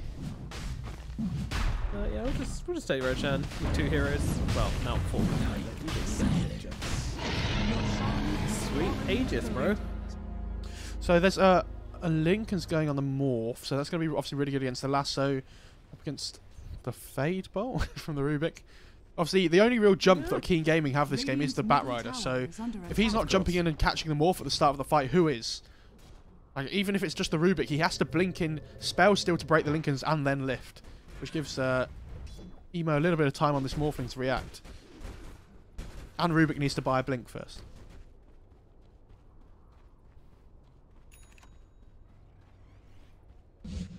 How long do you think this game's going to go on for? Forever. Oh, okay. Just forever. I reckon 55 minutes. 55 minutes. I'm going to say... I want to be able to... I'm actually going to say like 37 minutes. Ooh. Okay. Service? Please. Dota 2. The Dota 2 nuclear reactor's overheating a little bit. Looks like they might try and make a smoke here on the Radiant. They have one. Oh, no, they don't. They just... Yeah, they do. Okay, the Night Stalker had the smoke. He has a Shadow Blade. Wow, look at this guy. He's huge. Radiant are scanning. I'm surprised he hasn't gone Blink. Try and find the Oracle in the backline, but if you can get on top of the Oracle, like, this Shadow Blade's so good at passing vision. Like this, you see exactly now. He's right under the sentry, though. Picked up, thrown back, and stolen the Void as well, using all the spells they have onto this Night Stalker to try and keep him still. JT only brought to about half health, though, as Zemo comes in the backlines, trying to find a cheeky pickup, but won't find it. Now the Stone Gate's being used once again by Yi, and they're going to drag back the Enigma into everybody here. No chance for Dogfight surviving this one. He's brought down. All things all done, though. They're actually going for the quick turnaround. They managed to kill off Old 11 because JT is back here on full HP. Oh, this Oracle's got silence. Down the Oracle. Yeah, this is this hero you want to stay alive. He needs to keep Yi alive, but he does manage to get it off just about in time, but I'm not sure it's going to make a difference. Although Emo's fighting up right now. He's got this ages to work with. Buybacks coming in thick and fast as Old 11 and Dark trying to get back into this one. Meanwhile, Medusa JT causes some havoc in the background and gets himself out. Everybody's out. The buybacks are for nothing. But Medusa lived. That's so big. Like, the Oracle was really struggling to get the ult off, but the silence ran out on the Night Stalker just in time to keep the Deucer alive. Also, the PL dropping is absolutely huge as well. It is. And when he gets these Diffusal, though, it feels like the fight's going to be super difficult for Keen to take. Top lane as well. The AoE silence there just to stop the Batrider being able to chase him down with sticky napalms. You play. If he can keep this Shadow Blade going, like, keep the momentum going with it, then it will definitely be useful, but like, he needs to be constantly active now, it feels like, on the Night Stalker to make the Shadow Blade work. Yeah. It also means that if Dark is really good on his positioning on the Oracle, it's going to be difficult for them, more difficult at least, for the Night Stalker to get on top of him straight away. Gives Dark a little bit of breathing room almost, in some, some senses.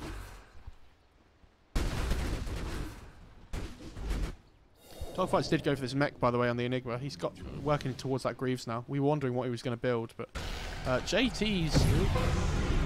They're going on him here. Is he trying to get down the hill? Oh, no, never mind. Oh, he's turning. He is a little bit. Made a 360. You got the clicker. We need to see the next slide. Made a 180 even. One. Oh, God. Fight. Tarkar got really low on HP. He's still just flying. Yeah. Neat. There's a black hole which might be about to come off. I don't think so, though. He turned a little bit.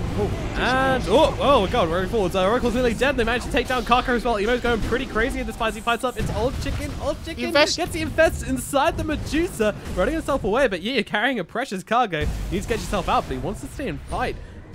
This is when the Lifestealer's screaming, please run away. Please, for the love of God, run away. And how they're both going to die. Oh, dear. That was I think, did Emo just use the waveform to get the last hit there? Because he knew as soon as the Deucer died, the Lifestealer was going to pop out. Absolutely. So the waveform just hits him again, hits him as well. That's really well played by Emo. Dire's middle tower is under attack. IG is just ramping up the pressure. This Lifestealer's not even a hero, it feels like, at this point in the game. Like, he's just waddling around. Pretty much. Just trying to tank spells. Dire's bottom tower is under attack. Radiant's top tower is under attack. Middle lane they go. They've got the Eidolons. Radiant structures are fortified. They've got a Morphling. Still holding on to his Aegis, by the way. Hasn't let this one go, but it's about to disappear in 5 seconds. But it's impossible to say he hasn't made good use of it. I am a little bit worried now for Keen now that they... Well, I was before, but now the E-Blade's about to come out for the Morph. He's getting very close, so... They are going to have to be... especially the two supports thinking very carefully about their positioning in these fights. Yeah, it's a lot of weight on their shoulders. If the Oracle dies, then they don't have to save for the Medusa. If the Rubik dies, then they can black hole willy-nilly. Yeah. Well, luckily for Kaka, he's going for a Glimmer Cape. So he might be able to keep somebody alive. Yeah, preferably himself. Well, I don't know. If the Deuce is getting gone on, it's probably a better choice, isn't it? Screw that guy. Oh, are they lagging as well? Yep. See, look. Yep, we're all hitting it. We're in England, casting to China, and they're in China, on Chinese servers, and they're lagging, so... Unfortunately, a reconnect won't work for us.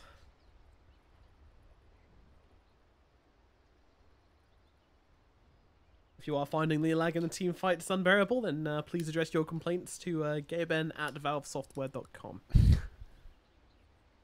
Just don't tell him we sent you, because, we want to go to events and stuff. What's this? Deuce is going Scardy next. I really don't know what that does.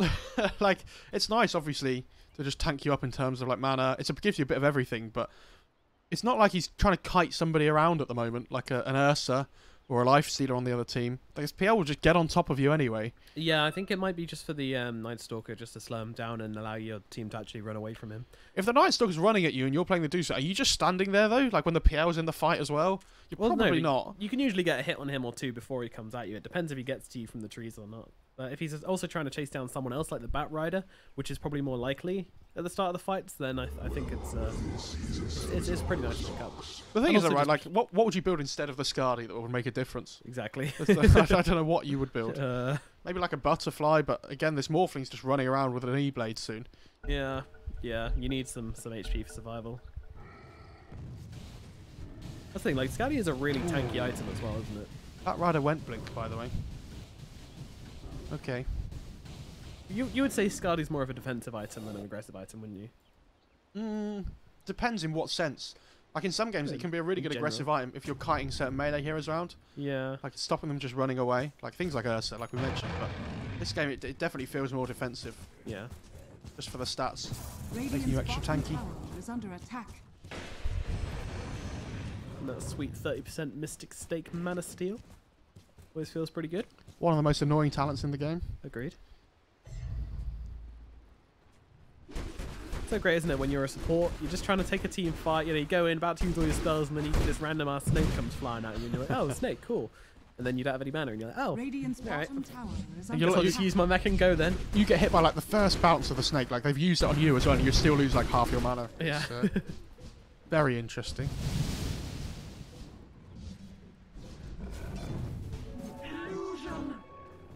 Greaves nearly up on dogfights. It's going to make a difference in these fights. Yeah, we said before, like, the aura is super good at keeping people alive. I really hope he builds a Crimson afterwards now. Like, I think if they were behind, or, like, at least drawing even, I would have liked the blink on him afterwards. But when you're looking to possibly go high ground with, like, this second Roche timing, if you can pick up this Crimson, it negates so much of the damage that the Dire are going to be doing with this Deucer. I think this Halberd pick up on the Lifestealer as well. Yeah. It's weird, isn't it? Like, it's okay, but it doesn't feel like it does a huge amount. Like, if you can get it on the Morphling, it's great. He has an E-Blade, so he doesn't even have to be attacking the whole time. Tower is under attack. It feels like you see what PL's queued up. They're going to hit a timing where PL has Heart. They're going to have the second Aegis, ideally. And then this Night Stalker's going to have a BKB. Nick's going to have Greaves. It honestly feels like they can just group up and run down a lane. And the Dire are going to have to probably just try and split the map up when this second Aegis comes out. Minimum respawn time's about to hit on the Roche. Ultimate pop, JT's going for it. Yeah, no, he wants to use it because it's nighttime now, though. Oh, and they catch him out. Immediate lasso coming out. He's got a Lifestealer inside of him here. JT thrown right out of position. He does manage to get the silence off, but he's held still and brought down. Old Chicken gets a kill onto JT. This is a great start to the fight, but meanwhile, Emo jumping on the backlines, Doodle up onto the high ground as well, but the Stone Gaze is popped. Doodle needs to get himself out. He's got Doppelganger in 2 seconds, but they're not going to chase any further than this. Dogfights throws down the Midnight Pulse, but will keep his distance. Doesn't want to get caught out as well here. Yeah, they did blow the Bat Rider up straight away with the E-Blade on the Morph, so they did trade 1 for 1. They get the D-Ward as well, which caught JT out. Yep. And, but, 600 gold for JT and 250 for poor old Levin, who's not very rich. It's funny seeing the juxtaposition between this game and the last one, where, old Levin was about 3k above the highest net worth as an offlaner last game, and this game he's... well, he's edging dangerously close to the supports. It's the maximum spawn on Roche pretty much as well, by the way. So, IG not going to be happy about that one. They've left their courier in there as well. They have the courier and the creep in there. We will see you, Roche. We will kill you. But they're going for the K plays. They're going onto the Morphling here, but immediately throws down the E-Blade onto the Rubik. Old Chicken comes in, but they don't find the kill. That's just sending a message. That wasn't a gank to achieve anything other than we're not afraid to kill you, Morphling. Get out of here. It's really difficult though when like you don't have this Bat Rider just blink and initiate, right? Like the Morphling is never really going to die Yeah, that's what I mean. They're literally just sending him a message. They're saying, get out of this middle lane. We're not letting you farm here anymore. Oh, Dogfight's going for a medallion instead. Putting our fingers down. I like that as well. Lets them take Roche quicker. And it's also just like, it's the same thing as a kind of a Crimson, right? Just keeping people alive in the fights. You can use it aggressively if PL's on top of somebody as well. I hadn't even thought about going for a medallion into Solar Crest. So many cool items you can build on this hero. I don't know how many times I've seen people pick Enigma in pubs and they like build the same Blink BKB build every single game, which is just not one of the strong points of the hero. It's so versatile. And you're trying to block. Oh, there's no Deucer in the fight. Yeah, she is gone. Teleported back to the bottom lane, and now they want to try and take this. Although False Promise is used on Old 11. He's got Old Chicken inside of him. Old Chicken just going for the Rage TP out, but Old 11 might not be so lucky. He's just getting everything thrown into him here. Doodle gets a kill. That might find Kaka as well. Nice kinetic field. He's going for the TP out. Do they have to cancel? Yes, they do. Glimpse being used, and now they'll get the kill. Kaka goes down in the top lane. IG find 3. They're going for Roche. Well, it's not up yet. It's going to be 10 seconds until it respawns. They're just going to push down this top lane and keep getting to it. Emo knows, though. He knows the minimum Roche respawn. They're making their way over there. Like, come on, buddy. Wake up, Roshan, to... Oh, look at this guy. Game knowledge. So impressive. I mean, I know it's just putting an egg timer on, but still. I know, they've got the Alpha Wolf coming over from the Enigma as well. What a nice little pickup. Oh, cool. That's going to help out with their damage. As if that was needed. 30% damage increase on 280 damage. That was such a good glimpse by Ollie at the start of that fight as well. They had look at their vision on the map. Like this observer just above the medium camp to the right, like bottom of the shrine. Just allowed him to see the Deucer just glimpse her away from the fight. Yeah, that was insane. Like these disruptors sometimes they make some game-winning plays. He's currently holding cheese. Yeah, I'm just gonna say. Ollie's like, really? Cheese for me? Like guys, I don't even know what this does. As a position 5 player, like, yeah, I've never had this before. I'll just keep it in my backpack and ignore it until someone tells me to use it. Or give it to them. Calais. Pedal harder, please, Valve. You know what? I thought it was just going to be running out of juice. I thought it was just going to be in team fights, but no, we just got unlucky that they're happening in team fights. It's oh, PL has the heart up now. Big. He's 3,150 health. Radiant are scanning. He's a big boy, and he suddenly teleported across the map. Wow, I didn't know he had that spell. But yeah, they're going for a play here. They might as well find them as well as they go in with the nice one. Get immediately lifted. Kaka, such quick reactions. Blood below Old 11 immediately. Old Chicken raged up in the front line to the spite. Stone Gate's being used as well, but they're going on the back lines here. They want to fill this Oracle, and they will. Hello, Yi doing a fair amount of damage here, but it doesn't really matter as Emo's just tearing through Old Chicken's defensive. He gets inside the Medusa. Medusa's trying to run away, but it's just not happening. Medusa get push control inside. They kill Old Chicken off as well, and they just call GG. Black hole in the backlines onto the Rubik to finish things off with a nice little bow. IG tear Keen Gaming apart in game number 2. Alright, well, they needed to win 3 games. That's the first one checked off. Yep, we have a series. That was a really convincing display by IG. I think Keen are going to be really disappointed with how this top lane went, sorry. Yeah. Like I don't know what happened where... I don't know if Oracle just didn't pull, or whether the camp was blocked or something that we didn't see, but this Nightstick was level 5 at the 5-minute mark. Like, I feel like that shouldn't be happening. Can we talk about Doodle's net worth and KDA? 16666 3313. He's spoopy. I'm scared, man. I actually think JT just took over. Like we said, it depends which offlaner can do more, because they both have the potential to take over the game, right? And JT, when it hit that first night time, because of this really good laning stage he had, like, he just took over the top jungle, like with dogfights, when he got this Helm of Dom. They took the tier 1 tower really early up in top lane as well, which opens up the whole top half of the map where Deucer has to then be scared, because she's playing against the Night Stalker. And you saw, even when it turned to daytime at 10 minutes again, JT just carried on playing up at top lane. Like, he didn't care. Like, they just don't have that space to farm with this, like... These 3 not greedy cores necessarily in the back, but at least the Deucer and the Lifestealer both need time to come online. It was a game of the offlaners. It's been a series of the offlaners, to be honest, with last game Doom absolutely going ham. Let's see what game 3 brings for us. Coming up very shortly, as we're currently sitting on 2-1. Keen Gaming 2 games ahead. IG only 1 win in the bag so far. Can they pull things even? It would be a spectacular feat if they could do it. And I don't think a lot of people are backing them up right now, but hey. I reckon they can pull it off. On as the Nomad, he's been Mo Farah, and we'll be back for game number 3 coming up very shortly. Think you can't shine through the dark? Stream a Roshan Steel in high resolution? And record a play for the history books? Watch this. Think you can't make a victory go viral? Watch this.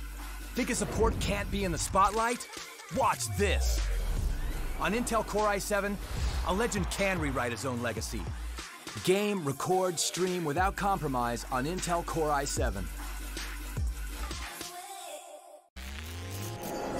Remember where it started. Your first experiences. The journey you traveled. The journey you love. Remember where it started. And imagine where it will go. Rise on.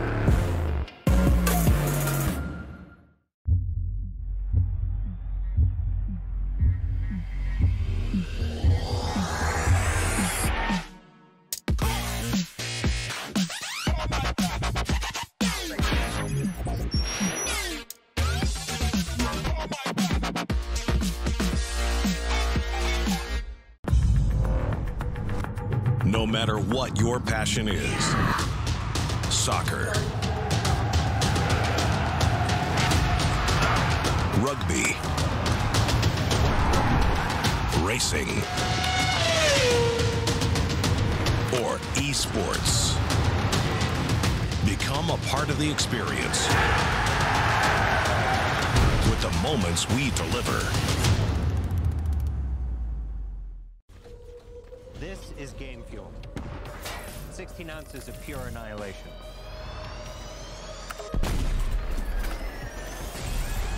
Tastes like berry-flavored wind sauce. New Mountain Dew Amp Game Fuel. Victory in a can.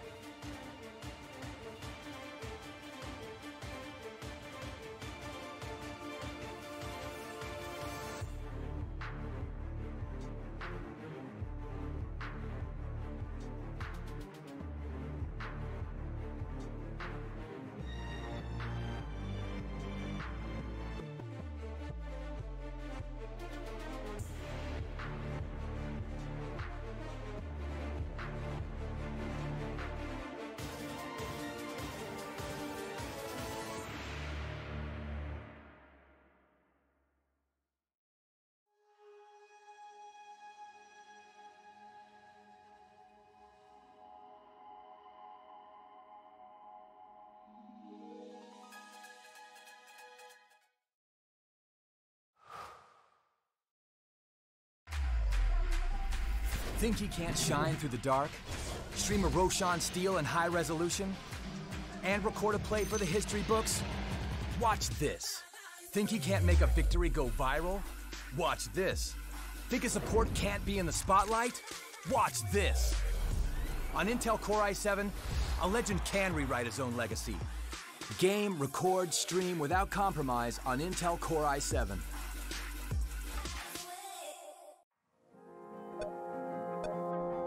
Remember where it started. Your first experiences. Remember where you came from. The journey you traveled. The journey you love. Remember where it started.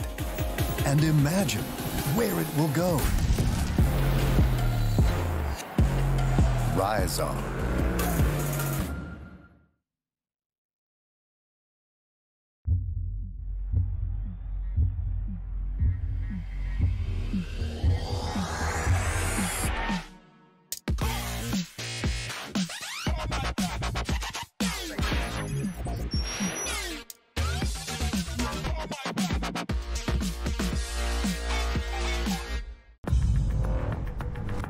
No matter what your passion is, soccer, rugby, racing, or esports, become a part of the experience with the moments we deliver. You're not weak. Your mind is always racing. It never rests. So let the earth quake as you break through.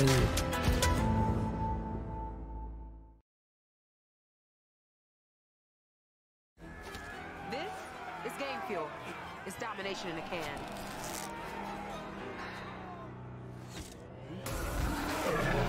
Tastes like loser tears. New Mountain Dew Amp Game Fuel. Victory in a can.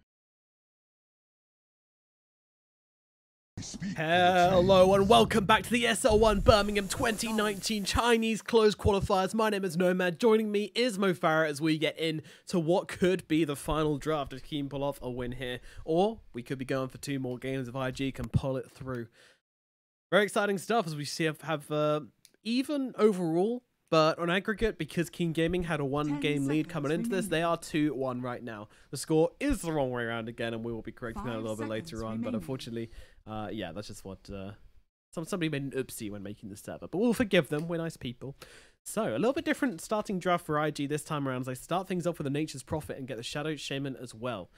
The interesting thing is that the Oracle and the Darkseer have both been let through this first phase. Yeah, it is interesting as well. But never mind. Okay, there you go.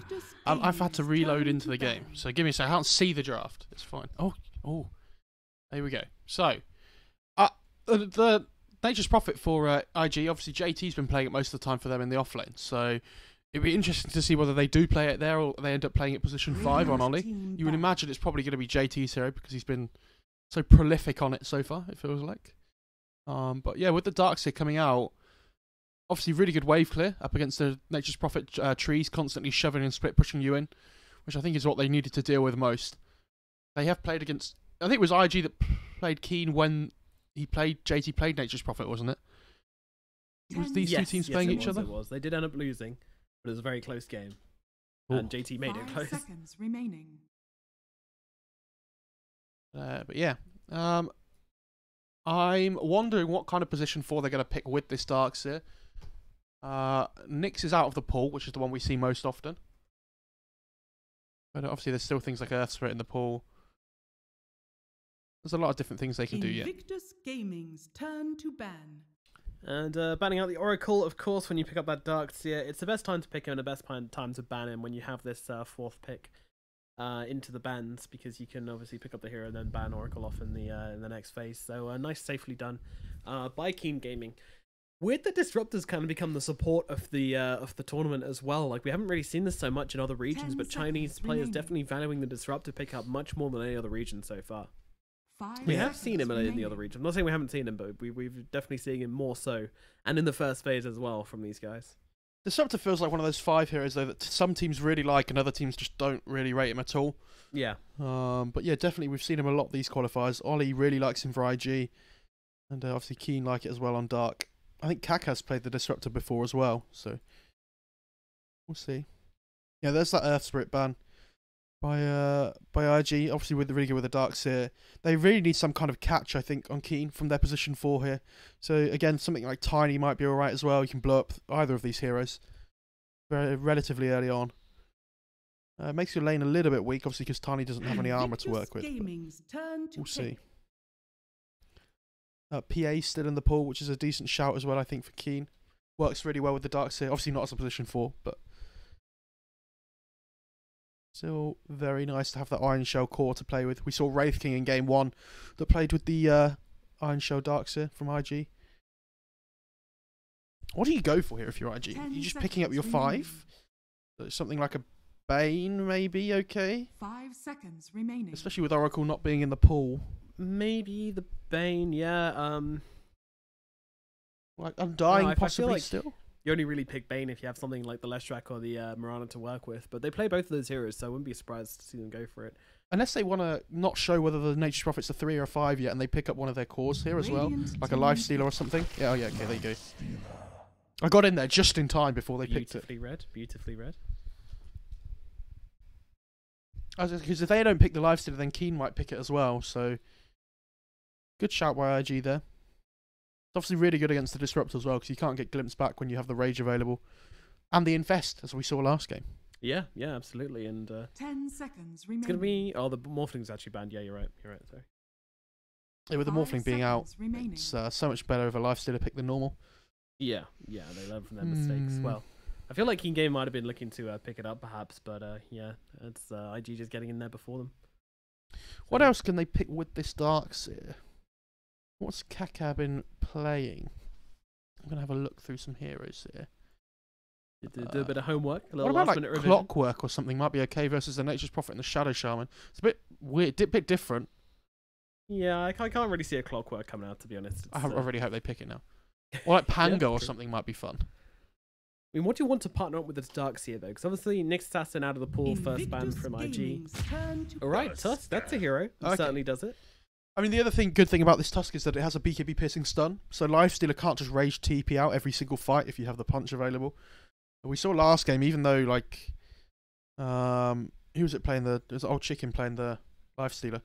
Like, he just TP'd out in some fights when he should have died, so... Obviously nice to have that BKB piercing stun. It's the same when you play against Jug as well, and he can just spin TP. Very frustrating to play against. Pango. Okay. So it's probably going to be 4 Pango, 3 Nature's Prophet then. Obviously this works pretty well too, because you have your really strong core in the Nature's Prophet, like paired up with a greedy support. But it does mean that Shadow Shaman's probably going to be a position 5 now.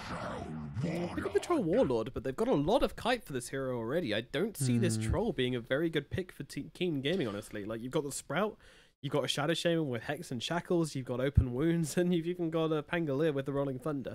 But like, if he just buys a Quelling Blade and a BKB, like, they can't touch him. Like, as soon as he buys a BKB and a Quelling Blade, like, he's just going to run at them. And they can't, it's not like they have really good kiting spells. Like, Open Wounds is nice, like, Rolling Thunder is nice, but yeah, I think Shaman just dies. Shaman will just die, but I feel like everybody else can kind of escape him. I don't know. I'm not sure how great it is, but it does work really well with the Tusk. Yeah. The tag team with the Fervor and with the Ultimate, I think it's really good. But you don't want to be picking heroes into lineups which have already kind of countered you unless you get a BKB. And you can kind of... I don't know. I feel like they've set this troll up for... You know, if you can't fight until you have your BKB... It's not an amazing pick. I like the Troll. It's really good in the lane against the Nature's Prophet as well, because of the whirling axis making everybody miss on all the little trees. Yeah, that's true. It does lane well versus the Prophet. Like, he has really high armor up against the Nature's Prophet as well. It gives them objective taking with the Roshan Towers, which they're sorely lacking at the moment. Like, it plays with the Iron Shell from the Darkseer. I don't think there was many better picks that they could have gone for here, or like, if any. They need something that lanes well against the Nature's Prophet and can carry the game, and there's not many that can do that.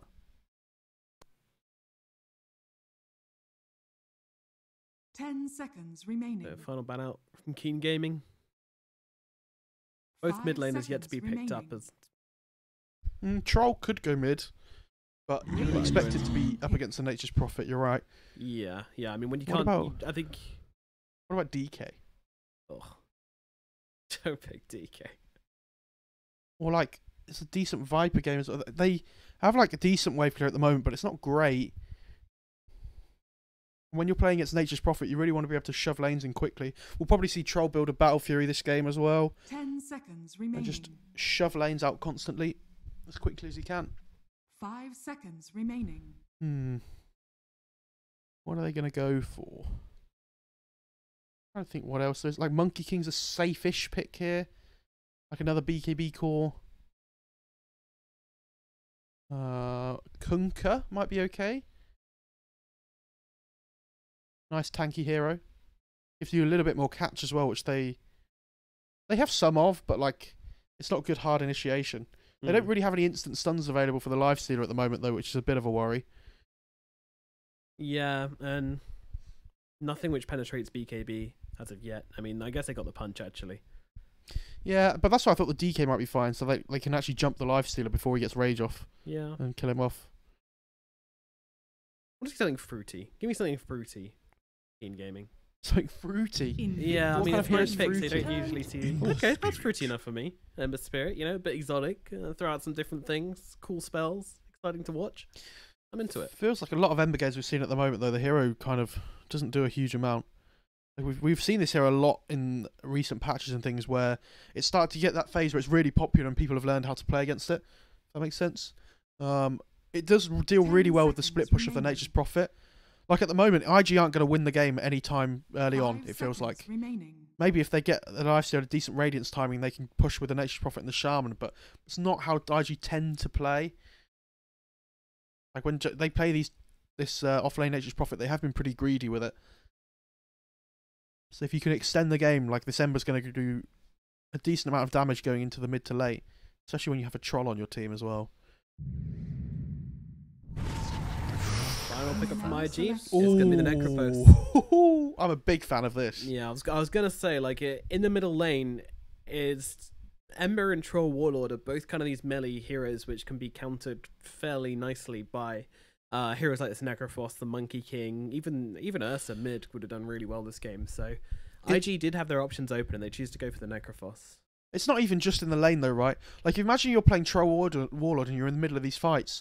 When you're playing against Necro, you have to play so differently. Like normally you can get to low HP and then just pop Battle Trance to stay alive in the fights. Yeah. When you're playing against Necro, you can't have the liberty of doing that because he just Necro, like he scythes you at half HP and then you're dead. Yep.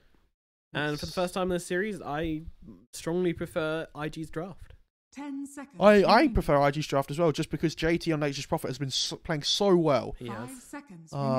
It depends a lot how this Lifestealer's lane goes, I think, as well against the Darkseer, and how much hurt Emo can put on old Chicken in the mid lane as well. Oh no, they're actually picking Troll Warlord mid now because it's the Necro. Okay, yeah. Fair enough.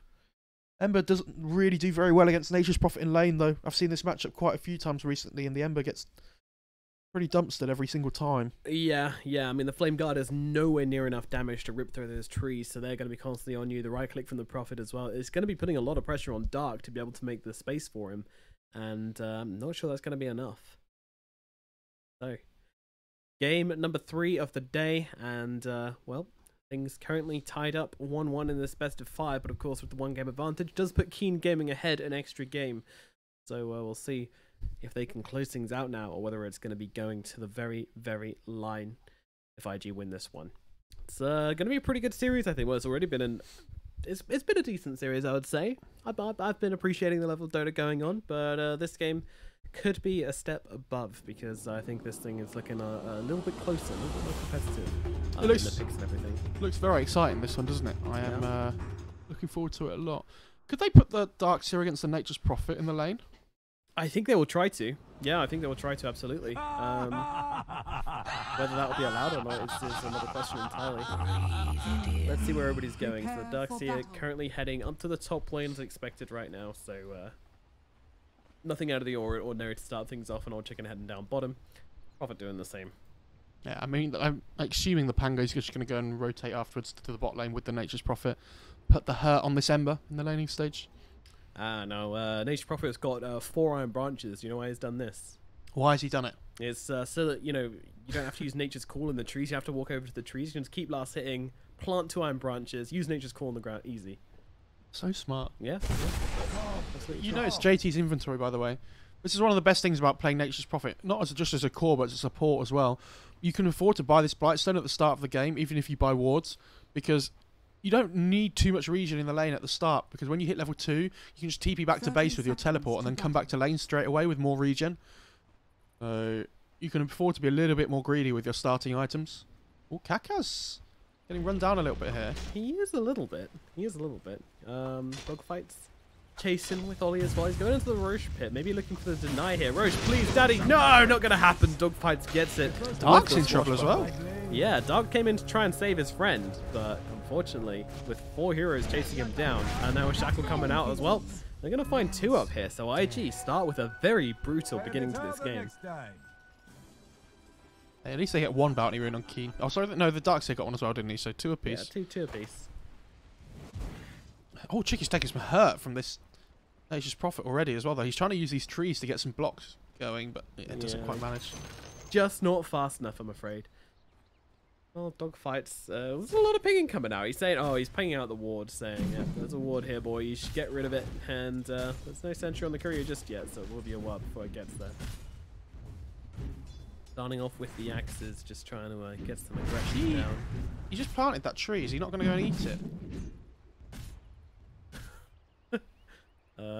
He's coming back for it. He's leaving it to age. I wonder if it only lasts 10 seconds though. No, it doesn't. It lasts more than 10 seconds. Oh, does it? Fine. I thought it was 20. 20. That would have been close though. Still. True. Dark's just trying to pull the creep wave here, but the Shaman hits so hard. Like you can't just sit here and. Like he really needs level 2 on this Darkseid here. Oh no, the deny.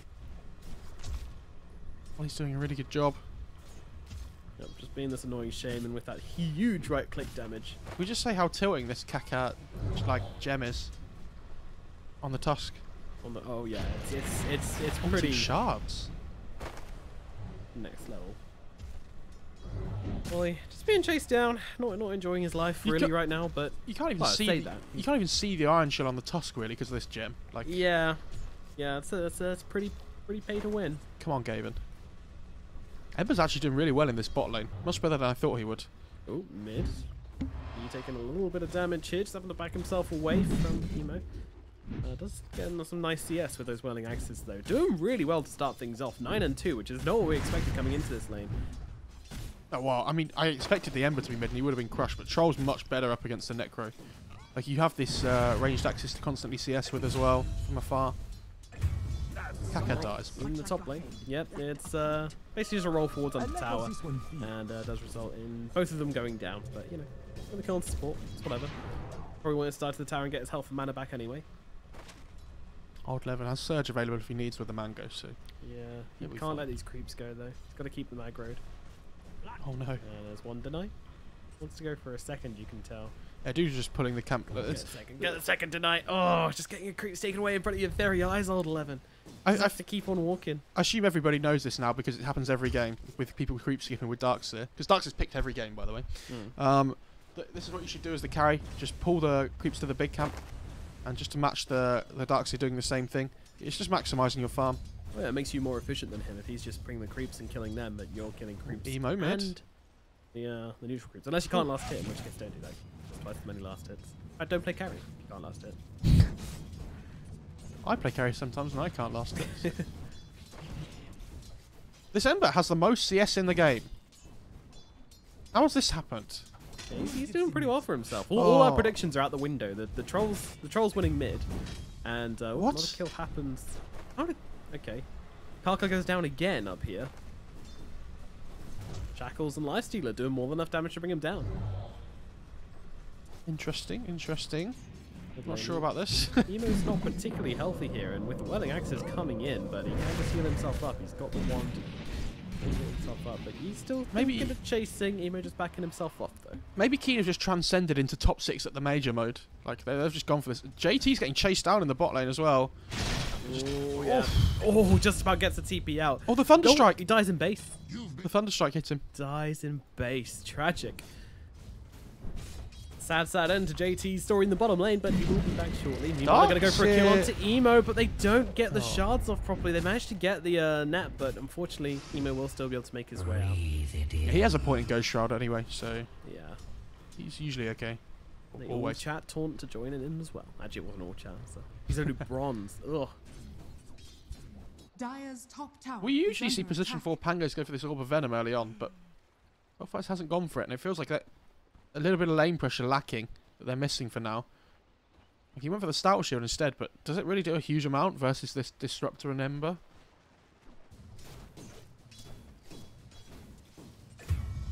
Oh, yeah, he's a suicide. Yeah. Giving his life for the greater cause. Wants to come back reborn, better than he was before. Nice little pick up on Disruptor, by the way. He goes for the Quelling Blade because he's playing against Nature's Prophet with the Sprout. Yeah, old Chicken playing for the runes here. Won't be able to do so though with Dogfights and JT both coming in to defend them. Dark making his way over, but unfortunately it's going to be too late. No rune defending here. And actually they're turning into a bit of aggression here as the come out and they're trying to chase them down. Dark being chased by Dogfights. He has no flame Clicks guard. coming through. Going to need a little bit more to bring down Dark, but they're turning their attention to the Ember Spirit instead.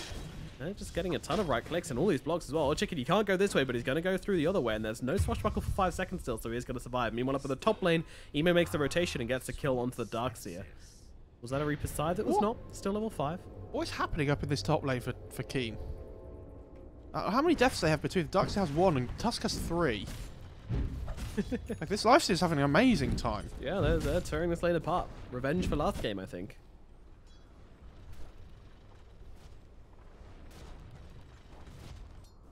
Okay, so although the Ember's got really good net worth, sorry, CS, a lot of his CS is in trees, so it's a little bit inflated CS, so his net worth isn't actually as high as the other heroes. Well, even then, he's still significantly behind the lifesteal. Dark, maybe in a bit of trouble here, trying to run himself away.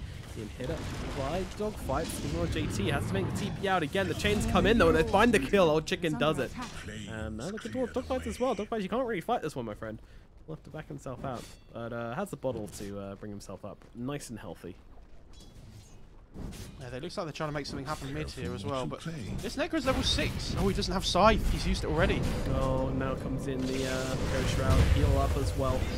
Shackle's coming out as well. He makes the rotations in. We will get the kill onto Tusk. Nope, still getting well. 60 HP as Troll pops they're the ultimate. luring him in. Oh, yeah, come here. Come under the tower, my friend. And now you've got a long way to run. Too far, in fact, as he is brought down.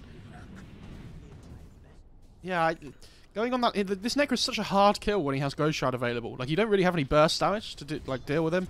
Kind of only Darkseer with the Iron Shell that can do any like sustained magic damage. So pops that Ghost Shroud in the mid lane, you've got Battle Trance going. Like you're getting lured effectively. Against your will.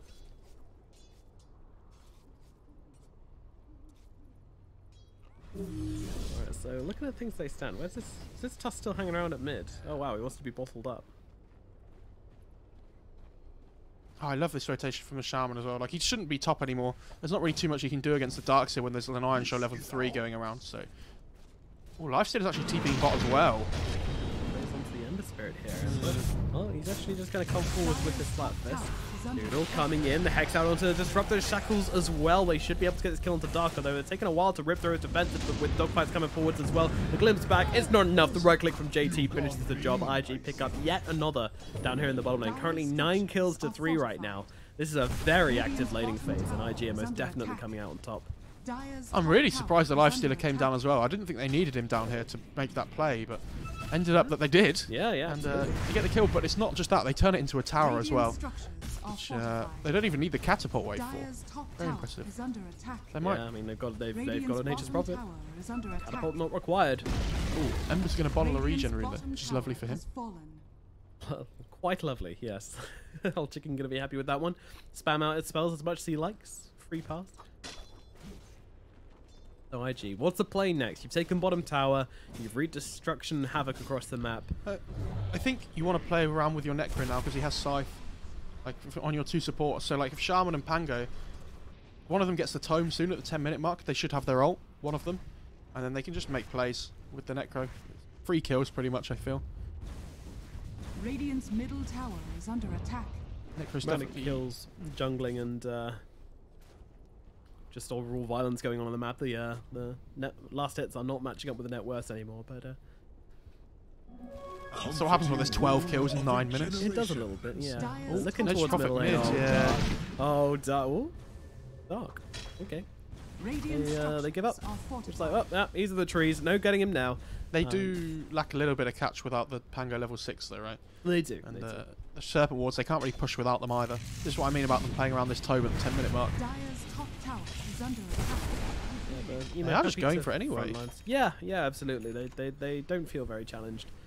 And then if they commit, they'll be fighting into Reaper's side, which is always very, very risky. Top tower is under the best thing about this is that, like, you've just seen 5 of King Gaming's heroes just came mid. And now they've all walked mid and IG just walk away. They've just wasted so much time coming to try and defend their mid-tier 1 tower, which they have to do. You know, you want to keep this tower alive as long as possible. But, yeah. Not how you want to be spending your time as IG. No, especially not in these early stages of the game, which is so important when you can lane and get some of these items. Damage picked up by the Darkseer.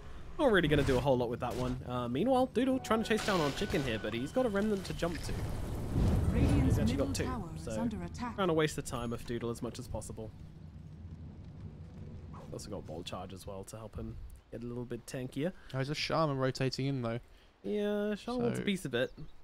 I don't really know what he was going to achieve. Ooh, Helmet Dome on the Darkseer, here we go. Little Ogre Frost Mage running around with Iron Shell. Is it going to bamboozle JT? He's actually just going to run in and immediately die because he wanted the Centaur instead. Fair enough. Alright. You're the new recruit, Centaur. Let's see what you can do. This Troll's fallen really far behind in terms of net worth. He doesn't even have phase boost yet. Wow. He's, I thought the Nature's Prophet was struggling down in bot lane, but at least he should be able to get the tower up here in the top lane now instead. Yeah. Catching up at least a little bit. Oh, mid lane. In the plays, Ember Spirit held still by the shackles. Disruptor behind him wants to back him up. He's got the Static Storm to work with. He's actually just going to go down himself, but Ollie should be falling as well. A little bit more damage needed. Old Chicken does find it. Dogfights comes rolling in. There's a tree used on the Ember Spirit, but immediately eats through it. Now snowball save! But a snowball save is there.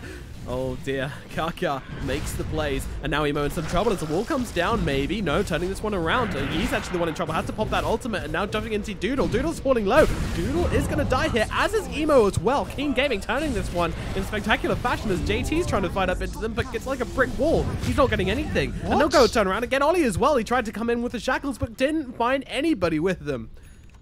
If they kill off the Darkseer there in that fight, like with the Scythe, and the fight's going to end up completely differently. Yep. But that snowball save was so clutch. We didn't absolutely going big. We didn't even think about that, right? Because we hardly ever see these two heroes together now. Like they're both, you know, not commonly picked anymore. Well, Darkseer definitely is, but yeah, Tusk. No, like the Tusk and the Necro, I mean. Oh, the Necro, right? Yeah, no, not super on meta, that's for sure. A lot of heroes in the game. There was a one time where you would have seen this all the time, and we'd have been like, "Oh, look, it happened again." But really well played. Oh, mid. Ooh, ultimate used, but they comes out of the snowball somehow. But glimpse back into it, so that doesn't matter. And now Emo will go down. And actually, the Shaman, he just wanted to help his friend. He just wanted to give assistance. Unfortunately, he's instead going to get his ass handed to him. This is so bad as well for the Necro because he was having a great time and then all of a sudden he just dies twice in a row. Yep, dies twice in a row, sent right back down to the middle of the pack on the net worth chart. Doesn't feel good at all. And look at these Keen Gaming heroes rising up from the ashes, putting the pressure onto IG. Dogfights has to be a little bit careful here as well. Old Levin's starting to push up this way. Dyer's middle tower is under attack. Yeah, just being cautious. And normally at this point in the game, right, when JT's been playing Nature's Prophet, even if they're behind, like it feels like he's been doing a really good job of just keeping the map alive. Like he had a great laning stage in the other times, but this game he's playing from behind. Like he would have had a Vlads and possibly almost the drums by now before, and this game he's not even got the Vlads yet. It's a little bit worrying for him. It is, and it's worrying for his team as well because in a game of a series of offlaners that have been kind of the primary focus. AT being behind is definitely nowhere near where they want this to be, but plenty of opportunities for more fights to come. They need to take them on their terms. They need to make some good rotations. They're going for a smoke now, but actually there's no heroes here. They're hoping that someone's going to come and defend this tier 2, but Keen Gaming are actually going to push up top here, and I feel like it's just going to be one of those awkward trades where both are waiting for someone to come and defend, and no one actually does. I say that. There is... Oh no, it's JT just coming in. Troll takes the tower quickly, though. Like, yeah, further do that. Only 2 points in it, so it's not going to be ridiculous. They're just going to pop the trees. They're like, alright. We realize that this isn't going to be a gank. This isn't going to be sneaky. Let's get busy on this tower. Yeah, they're just going to trade evenly, though. 1 for 1 on towers. Yeah, I mean, that usually favors the team which is behind, which I guess is IG right now. Kind of, but at the same time, like, top tier 2's not more relevant for the Roche, I guess, because they have the shrine, but in the long term it could be. I don't think Radiant really cares about this bottom half of the map, to be honest, like as much as they do the top half. Yeah, you see, they're just going to walk into the Roche pit now with the troll. He has Vlads. So. Yep, getting to work. Vladimir's offering. And Ember has a remnant out somewhere. Need to get in and deal with this one. IG. I think they know what's going on. Ember has a remnant next to the Ancients as well. Yeah, there's Treants coming in. They know what's up. Yeah, they're going to have to chill. Alright. They don't really have the damage without a medallion, and I don't think anyone's going to be building one, so... Keen Gaming, you know, it was nice while it lasted, the Roche attempt. Unfortunately, I'm going to pump the brakes a little bit now, but definitely kind of just putting even more pressure on IG, just letting them know that the moment you slip up, we're getting into that pit. We'll take it. Doodle and Chicken farm next to each other. It's night time, so neither has any idea. This Lifesteal is getting close to a Radiance, though. He's sitting on 3,300 goldish at the moment, and it's going to be a big timing for the IG side. You know, we've seen Doodle do this with Wraith King as well, where he plays around this Radiance timing very well. Dogfight's caught in some shards right now. He's throwing the axes up as well. It's just kind of poking each other, playing around, a bit of Mexican standoff around the Roche pit. Look at this dire ward, by the way, next to the Roche pit. Like, the sentry from the Radiant doesn't even see it. It's that far tucked away. Yeah, it's a snuggly little ward, but it gives you the important vision you need, just into the Roche pit and around it as well if a fight ever breaks out there.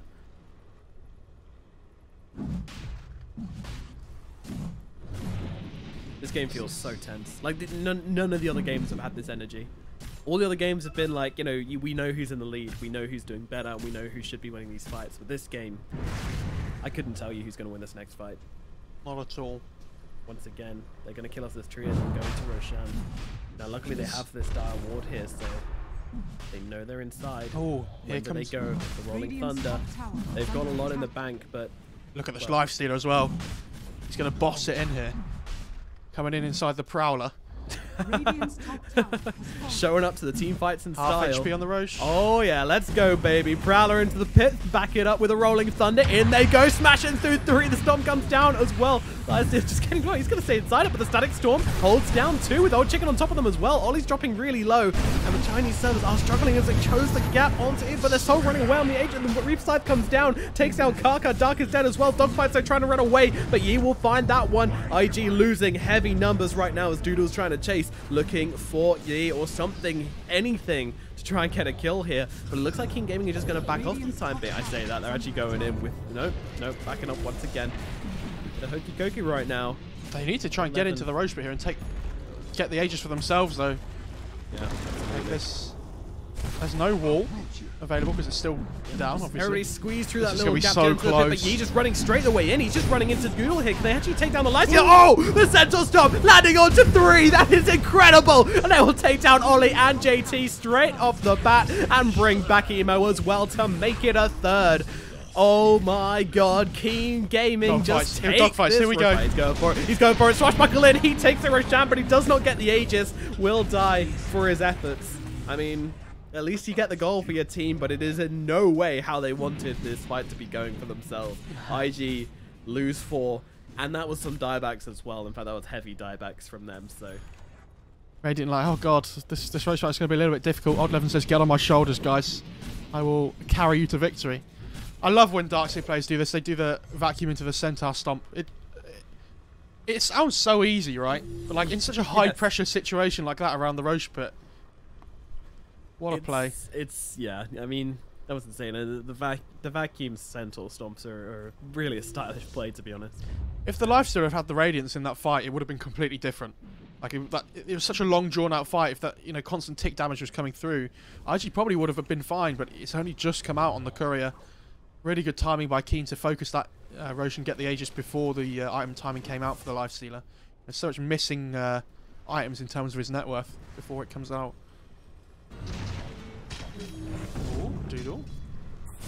Oh no, they found the shower instead. Oh, and Vacuum as well, holding them both still. Not actually going to get both. No, never mind. Rolling Thunder. Pangolier manages to get himself out of this one. Does he, though? There's still a lot of heroes around here. He needs to make some fancy footwork, and they've got the glimpse as well. Yep, they've got the vision, they've got the range, they've got the searing chains. They're just going to kill the guy. They don't even need the glimpse. Chicken chased him down.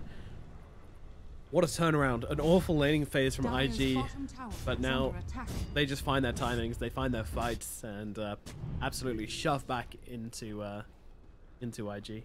Like, they don't really have any spells to wait for either. Like, they can constantly just scrap and just look for these like pick-offs all the time. Ember's the king of that, it feels like. You're just always looking for these +1s. And with the drums on him as well, he's moving around so quickly, so mobile. JT's definitely trying to keep the top lane pushed out, force rotations back, and he does pick up 2 bounty runes as well, which is nice. Yeah, meanwhile, Emo, a little bit out of position here.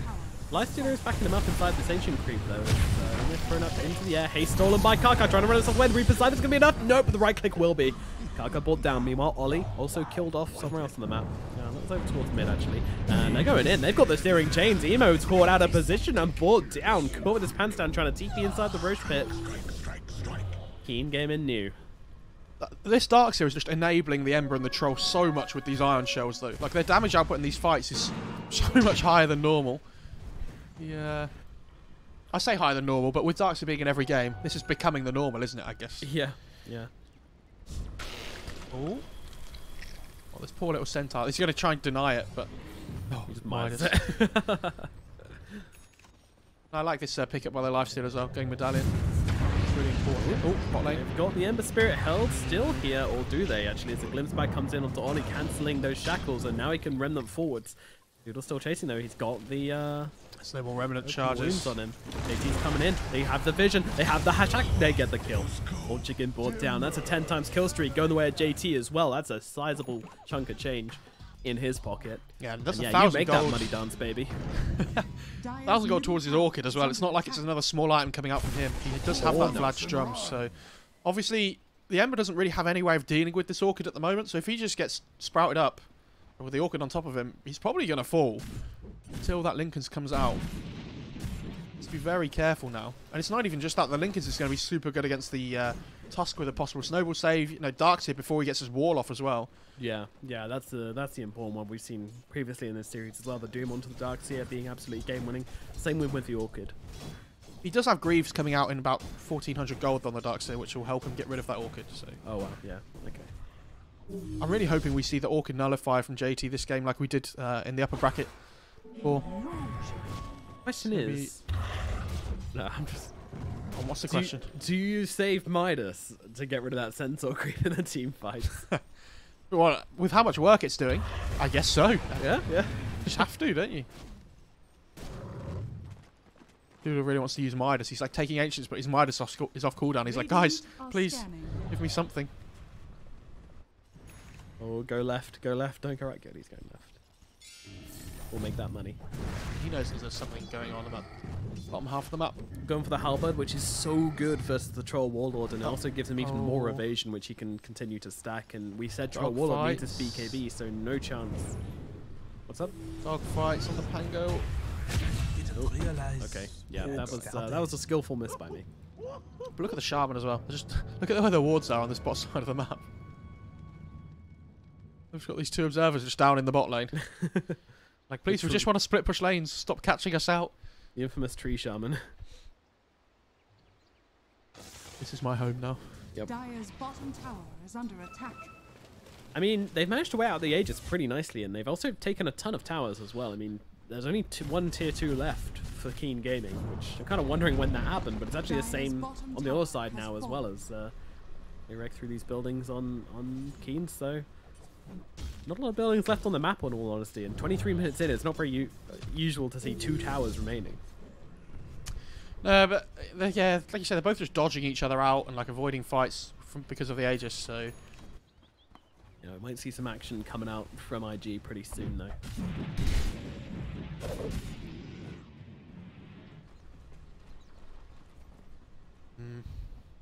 Really, I think they really need to try and get a pick off with this Orchid now as well. It's really difficult because Keen is just running around as 5, right? There aren't many times when somebody's getting picked off by themselves. Top lane, like, there's tier 3 towers taking damage already, so Ember's gonna deal with that. Has the Remnant back. Get to if he needs. This Nature's Prophet Tree just following Disruptor around as well. Not even attacking him, just following him. Watching. Troll. No Man's Land a little bit here. There's a lot of heroes coming in right now. JT into the trees trying to find him here. Do they actually see him? Yes, they will. Use the treants to fire track him down. And now with Lifestealer coming in, he actually, well, no, they find the gap. They get the kill. He brought down. Reaper's side kill as well, so that's going to be him dead for 80 seconds. Oh, it's so annoying to play against Necro. What a hero. Plus a few shards in that fight, according to the fight recap. Good job, Tusk. Good. Did 177 damage to someone. He's the only one that did any damage then. Cool. Neat. Irons. Just 2 apiece. Got it. 70 seconds, or 80 seconds, whatever it was, for a troll to be dead is such a long time as well. Like, if you think of it in terms of GPM, if he's hitting like 700 GPM or 650 on a troll, he's missing out on like 800 like gold because of that. 900 gold maybe. Pretty much. It's not pleasant. It is not pleasant. I mean, for any carry, but yeah, especially when you need this well, he's actually got the BKB now. Okay, I didn't realize that. He's got BKB defusal. That's not so bad then, considering. I don't think he had the BKB down in the bot lane before though. He did not. No, he didn't. I'm not sure what this defuse was about though, on the troll. Unsure on that. Fight. Does Old let him know there's actually a lifesteal inside him here, but he does get the. Oh, never mind. Finally, they connect with the Rolling Thunder. A little bit strange there looking. Feel like he kind of ran alongside the boulder rather than getting hit by shards are out. Snakes are coming down. The avalanche is sorry, the vacuum is through as well. It's struggling a little bit, but it's only the dogfights who are dead, and they'll just clean up these snakes afterwards. At least the Lifestealer got out though. Not the end of the world. Like, you take an engagement on the other side of the map. I don't think they were expecting this Darkseid to be able to dance around the Pango ult quite so much. Yeah, just in case you're wondering why it's lagging, it's because we're watching on the Chinese servers. They do struggle a little bit. The players aren't experiencing this though. Everything's hunky-dory for them. It's just us. Just struggling. Crying in the background. Sobbing. And yeah, for everyone asking, it is actually Keen 2-1 at the moment, not IG. As a score's one. Yeah. All mid lane. They're going on to this Necrophos. He's down to about 600 HP, and after he comes down, he's going to use the Ghost Shroud to try and give himself some health. Now actually got they glimpsed back the Darkseer, leaving Emo all alone, scared and killed. He gets it. This Vessel from Tusk is doing so much work on the Necro now. It really is. Yeah, he found a great timing on it as well. Why is this Lifestealer infested inside JT on the Necro? What? JT on the Necro? Oh, JT on the Nature's Prophet, sorry. Oh, right, okay. They're just pulling some nasty baits. Just pushing waves with this Radiance. Yeah. Look at this jungling. Jungling efficiency. Who's getting the CS? JT is. He's like, yeah, this passage ain't free. This ain't a free ride. Maybe you had to go to the loo or something. Be right back, man. Yeah, I'll be right back. Just let me get inside. Just take me around. Make sure I get XP first. Rishan is going to be free, and it's going to go to Yi. No steals this time. Yeah, and that's the second Roach as well, so Cheese on the Ember now too. Going to be very happy with how this game's going on Keep. Tusk has the gold for a blink now as well, so theoretically, this Necro shouldn't be able to get a scythe off for the rest of the game.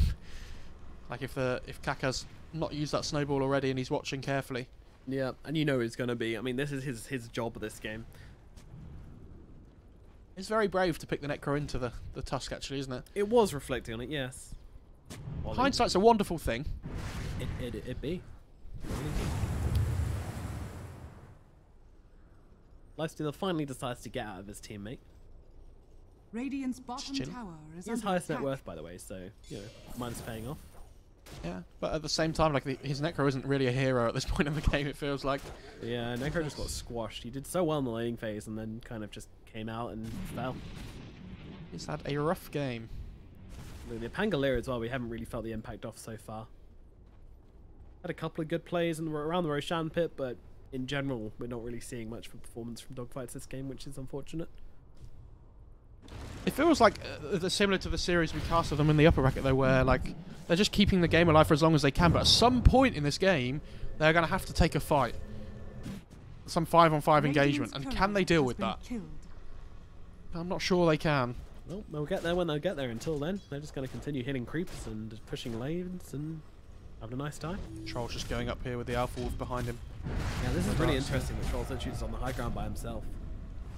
All JT on the Nature's Prophet. Got a TP out. Caught out behind. Do they have the punch? No, because the Orchid is in. Unfortunate. Will be able to get himself away. But Keen Gaming now continue their run down this middle lane.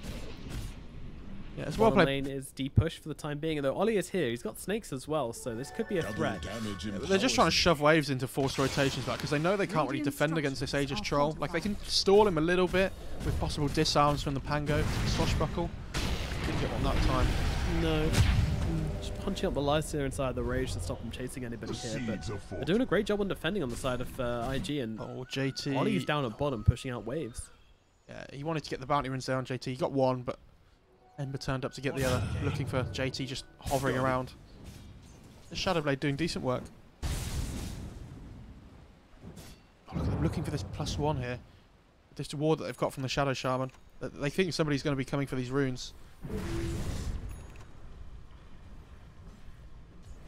Ooh, old 11. Yeah, he's just kind of run into a lot of heroes right now. Oh no! The Lotus Orb, the 2 trees. What? Okay, still trying to chase him down, but now he turns it around with the big wall coming out on Terra, but his Shadow Shaman dropping super low here. He is gone out of this fight. Meanwhile, Tusk stunned up, also dropping low. The turnaround looking to be coming in here. Reaper's side coming down onto Kaka, I think. This Troll's going to die. He has Aegis, though. Okay, dying once. Meanwhile, Ember Spirit's stance on the backlands, not able to do a whole lot. Can we have the next side now, please? Gaben, please. Pedal faster, ready. Jared. Oh, there we go. Yeah, the servers are back up and running. Decent Sprout. Oh, this AoE... Oh, not this AoE surge yet, but the surge onto the Troll. Can he get somebody here? He gets himself out, but Emo might not be able to do so, and he's running out of mana, running out of health. He's going to pop that Ghost Shroud to keep himself alive, but surrounded by 4 heroes. There's only one way out, and that is through the Afterlife. Through the narrow maze. They just guide me through what happened in that fight there, Nomad. Well, they all started fighting, the servers died, and then when they came back up again, it was pretty even, and then the Necro died, which made it a good fight for Keen Gaming. At least the Lifesteal is surviving in these fights, though. Like, he seems to be doing a decent amount of work. The Halberd's been such a good pickup from him so far as well. It has, yeah. It really has. That's that Midas available, but again, he looks like he's saving it for the Helm of Dawn creep in these fights, which is interesting.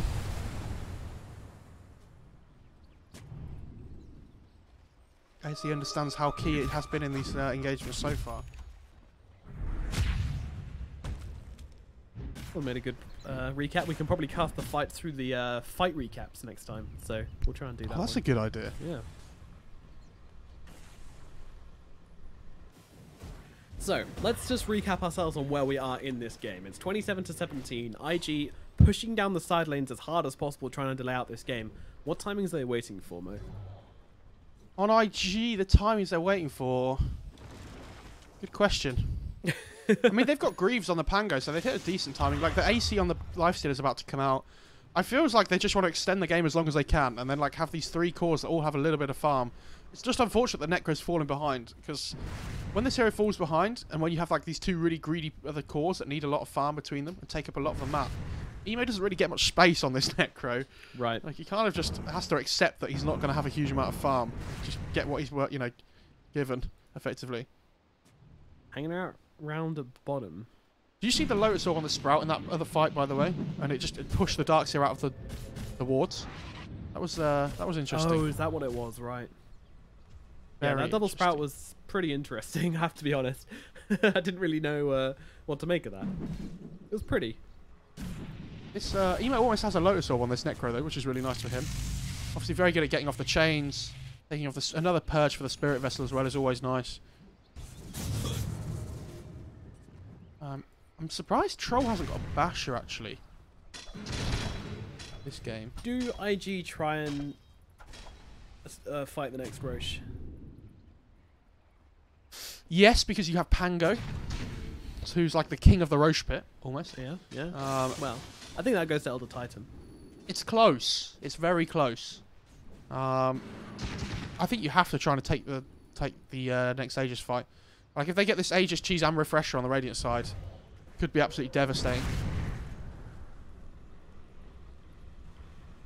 Keen Gaming grouped up on the high ground here. Oh, Emo, not again, punched up. Held still in some trouble. He's going to use himself up, try and find some time here, and all the Ghost Shroud as well. Well, Pango is coming through. Rolling Thunder uses. He smashes through the team here, but there's a BKB up from Yi. Necrophos running out of spells quickly. He's going to throw down the Reaper side onto Old 11 as a last-ditch attempt to make something happen for his team, but it's just not going to work, and now Dogfight's in a bad place as well. He's just being beaten in. Meanwhile, JT going for a bit of ratting right now as Dogfights is finished off, and look at these TPs coming in. They want JT, and they may well get him. The glimpse is out, throwing him back in. Hello, sir. 3 heroes surrounding him, and that is going to be a murder onto the Nature's Prophet in the middle lane. That's a really heads-up play by Dark, though. Like, this fight's still going on around the Pango, and he just TPs straight away because he knows exactly what JT's going to be doing. They are ready for his shenanigans. They've had enough of it already. We've seen a lot of it the last few days. There's many shenanigans indeed. Double catapult wave coming mid as well for the Radiant now. Without JT here to take it away. Never refuse. AoE surge, here we go. The creep wave's coming. Beating it up, bringing him in, knock him down. Oh, Emo is back. They got buyback on JT if they want it as well, as the open wings out onto the Troll Warlord. Doodling's just fighting in the backline. BKB's pop, they go in and fill up Ollie quickly. They're looking for the sports and they do get it, but the buyback comes in from Ollie. Still looking to take this fight, but there's the wall, there's a vacuum, and there's a pause. And there's... Okay, so the Lifesteal has a Radiance on, so they're going to have a Radiance illusion of the Lifestealer here. What's going to happen next? It's your turn to theory craft what's happening in the fight. Well, Troll Warlord's pretty damn healthy. He's going to pop the ulti and go in as Doodle's out of health. Dogfight's out of health. Emo's hanging around the back, and... Troll should die, yeah. Yeah, Troll died, yeah. IG definitely won that fight. We know exactly why that was. They didn't even get the racks, actually. Wow. How did they win that fight? Right, what are we supposed to do? Right, chat. Okay, so chat. We need to know from you exactly how IG won that fight. I mean, well, can someone do like... looks like he did a lot of damage with death pulses. Can someone write out a paragraph in chat of like a play-by-play cast? We'll read that out. Yeah. Looks like Rolling Thunder's... I mean, the Pango and the Necro did a lot of damage, most of the damage, and also this Radiant's just kind of going to work, but I can't say exactly. Snakes came down, I don't know. Into Roshan we go anyway. Let's get into this. Aegis, coming soon. We can miss someone dying twice with that. Oh, here comes the Troll back in. He really doesn't want to give this Aegis away. Doesn't vacuum out of the pit, but they will jump into it, and it's going to be Kaka getting the Aegis, and they get the kill. Ember got the cheese as well. Keen take everything. Reaper's Scythe coming down onto Old Chicken and does absolutely nothing. They got everything. Kaka got the Refresher Shard as well. Absolutely cleaning the deck. Oh my god. Troll's just coming in around the back as well now. Looking like a bit of an assassination now onto IG. They've already lost 2. They buy back on the Pangolin. They decide they can't lose this fight, but Doodle in some trouble. He's dropping low. He's dropping low. He is dead. Emo as well, caught on the low ground by these beautiful shards, blocking the way out. And the glimpse back as well. 2 health still. The chains as well. They're just going to slap through the side of IG. Only 2 heroes have buyback. Keen Gaming running down this middle lane right now. They can taste victory. They can taste the sweet smell of the Birmingham air. Yes, we saw what happened. We did. That was a very good fight as well. Kaka just went into the Roche pit. Ember went in at the same time between the Blink and the Remnants from the Ember. And they grabbed all 3 things from the Roche drop. Just straight away. Where did the Refresher Shard go? Did it get used? It was on the Tusk. It was on the Tusk, but it's gone now. I assume he just used it for a double punch or something. Like, in the middle of that chaos fight, you're not like, who wants the Refresher Shard, guys? He has BKB up on the Troll still as well here. Lifesteal's just got buyback. Okay. There might be one last hurrah coming out from IG here, but without that Pangolier, and so much their team fight missing, it's going to be so tough. They've only lost 1 set of racks though. This isn't too bad so far. Surprised JT's not up in the top lane trying to go to some pushes. Doodle running forwards here, trying to chase them back. He's... Oh no, the Static Storm with the vacuum as well! He drags them all in! Oh, IG, they're falling apart, but actually they've only lost one so far as they try and turn this one around. Doodle's rage, and the rage popping out so much, but the rage is about to go. You see a Fest Bomb for Emo dropping low. He's gonna die. Doodle just being chased. So many heroes picking him apart. The Lifestealer is gone from the game, and IG might well be gone from these qualifiers. I can't see any way. The Mega Creeps are coming. Maybe they just go for game. Yeah, this is going to be the game. Unfortunately, no 3 cores available. Dogfights is like, brum brum, here's your taxi to Birmingham. Rolling on through. They're just chasing, and GG is called. That is going to be it, my friends. IG lose. Keen Gaming will take it. He had 90% damage reduction on the Panga at the end, so... 3 kills, 3 games to 1, and Keen Gaming will be taking the victory today. Well earned as well. They were the better team today. They have been the better team throughout this tournament, and it's no surprise to see them going through to Birmingham. Wow. I mean, it was so weird as well, because like the start of this game went so badly for them. Trolls were so far behind, but problem is, yeah, like this Lifestealer, all of his net worth is in building up towards this Radiance, and they understood that he wasn't even a hero that they had to worry about. Yeah. So they just went for this Roche fight, and just about ended up going very well for them with that amazing old 11 vacuum into the centaur stomp on top. And it feels like ever since that point in the game, they never looked back. Yeah, amazing.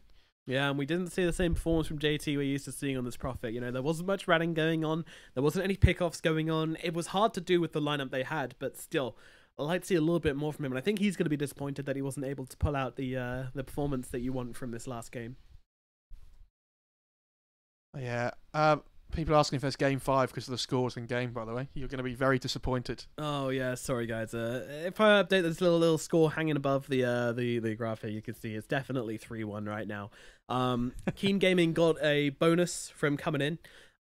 They come in through the upper bracket, which means they get a bonus win, and they've just won 2 games, which means that they are 3-1, and in a best of 5, that means they've won. The series is over. It's all over, guys. I'm sorry. Yep, the admin made a mistake on that scoring game, which means it is all over. And Keen Game are going to Birmingham. I'm a little bit gutted for IG though, because they played really well these qualifiers.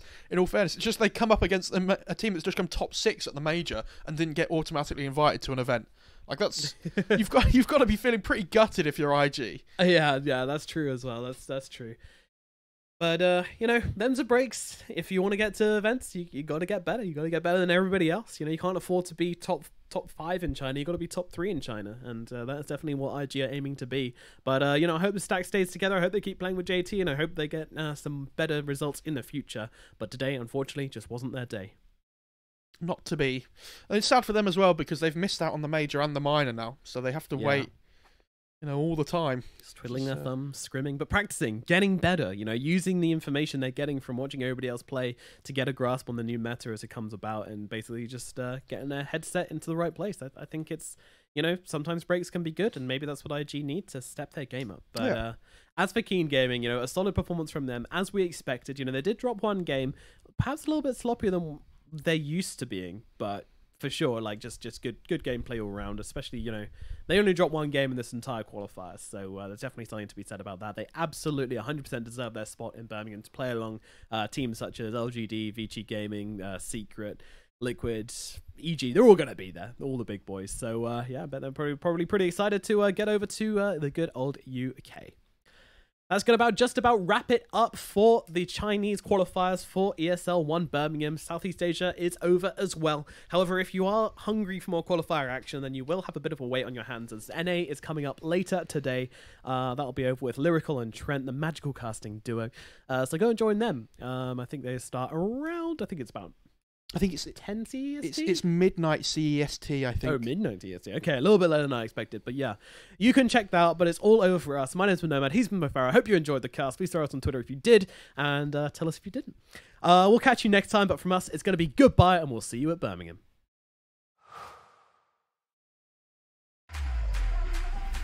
Think you can't shine through the dark? Stream a Roshan Steel in high resolution? And record a play for the history books? Watch this. Think you can't make a victory go viral? Watch this. Think a support can't be in the spotlight? Watch this. On Intel Core i7, a legend can rewrite his own legacy. Game, record, stream without compromise on Intel Core i7. Remember where it started.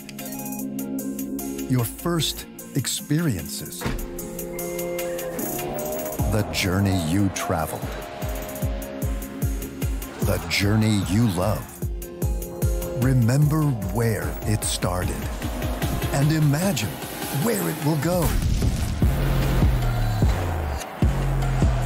Rise on.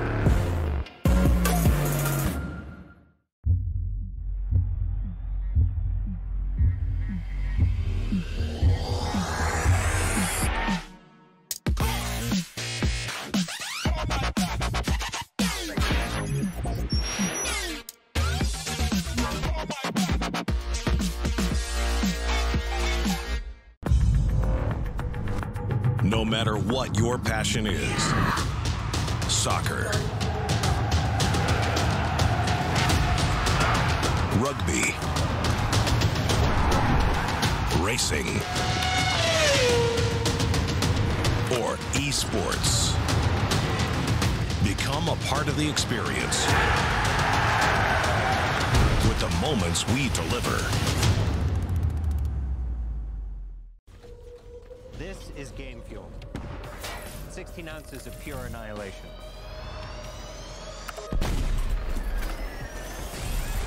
Tastes like berry-flavored wind sauce. New Mountain Dew Amp Game Fuel. Victory in a can.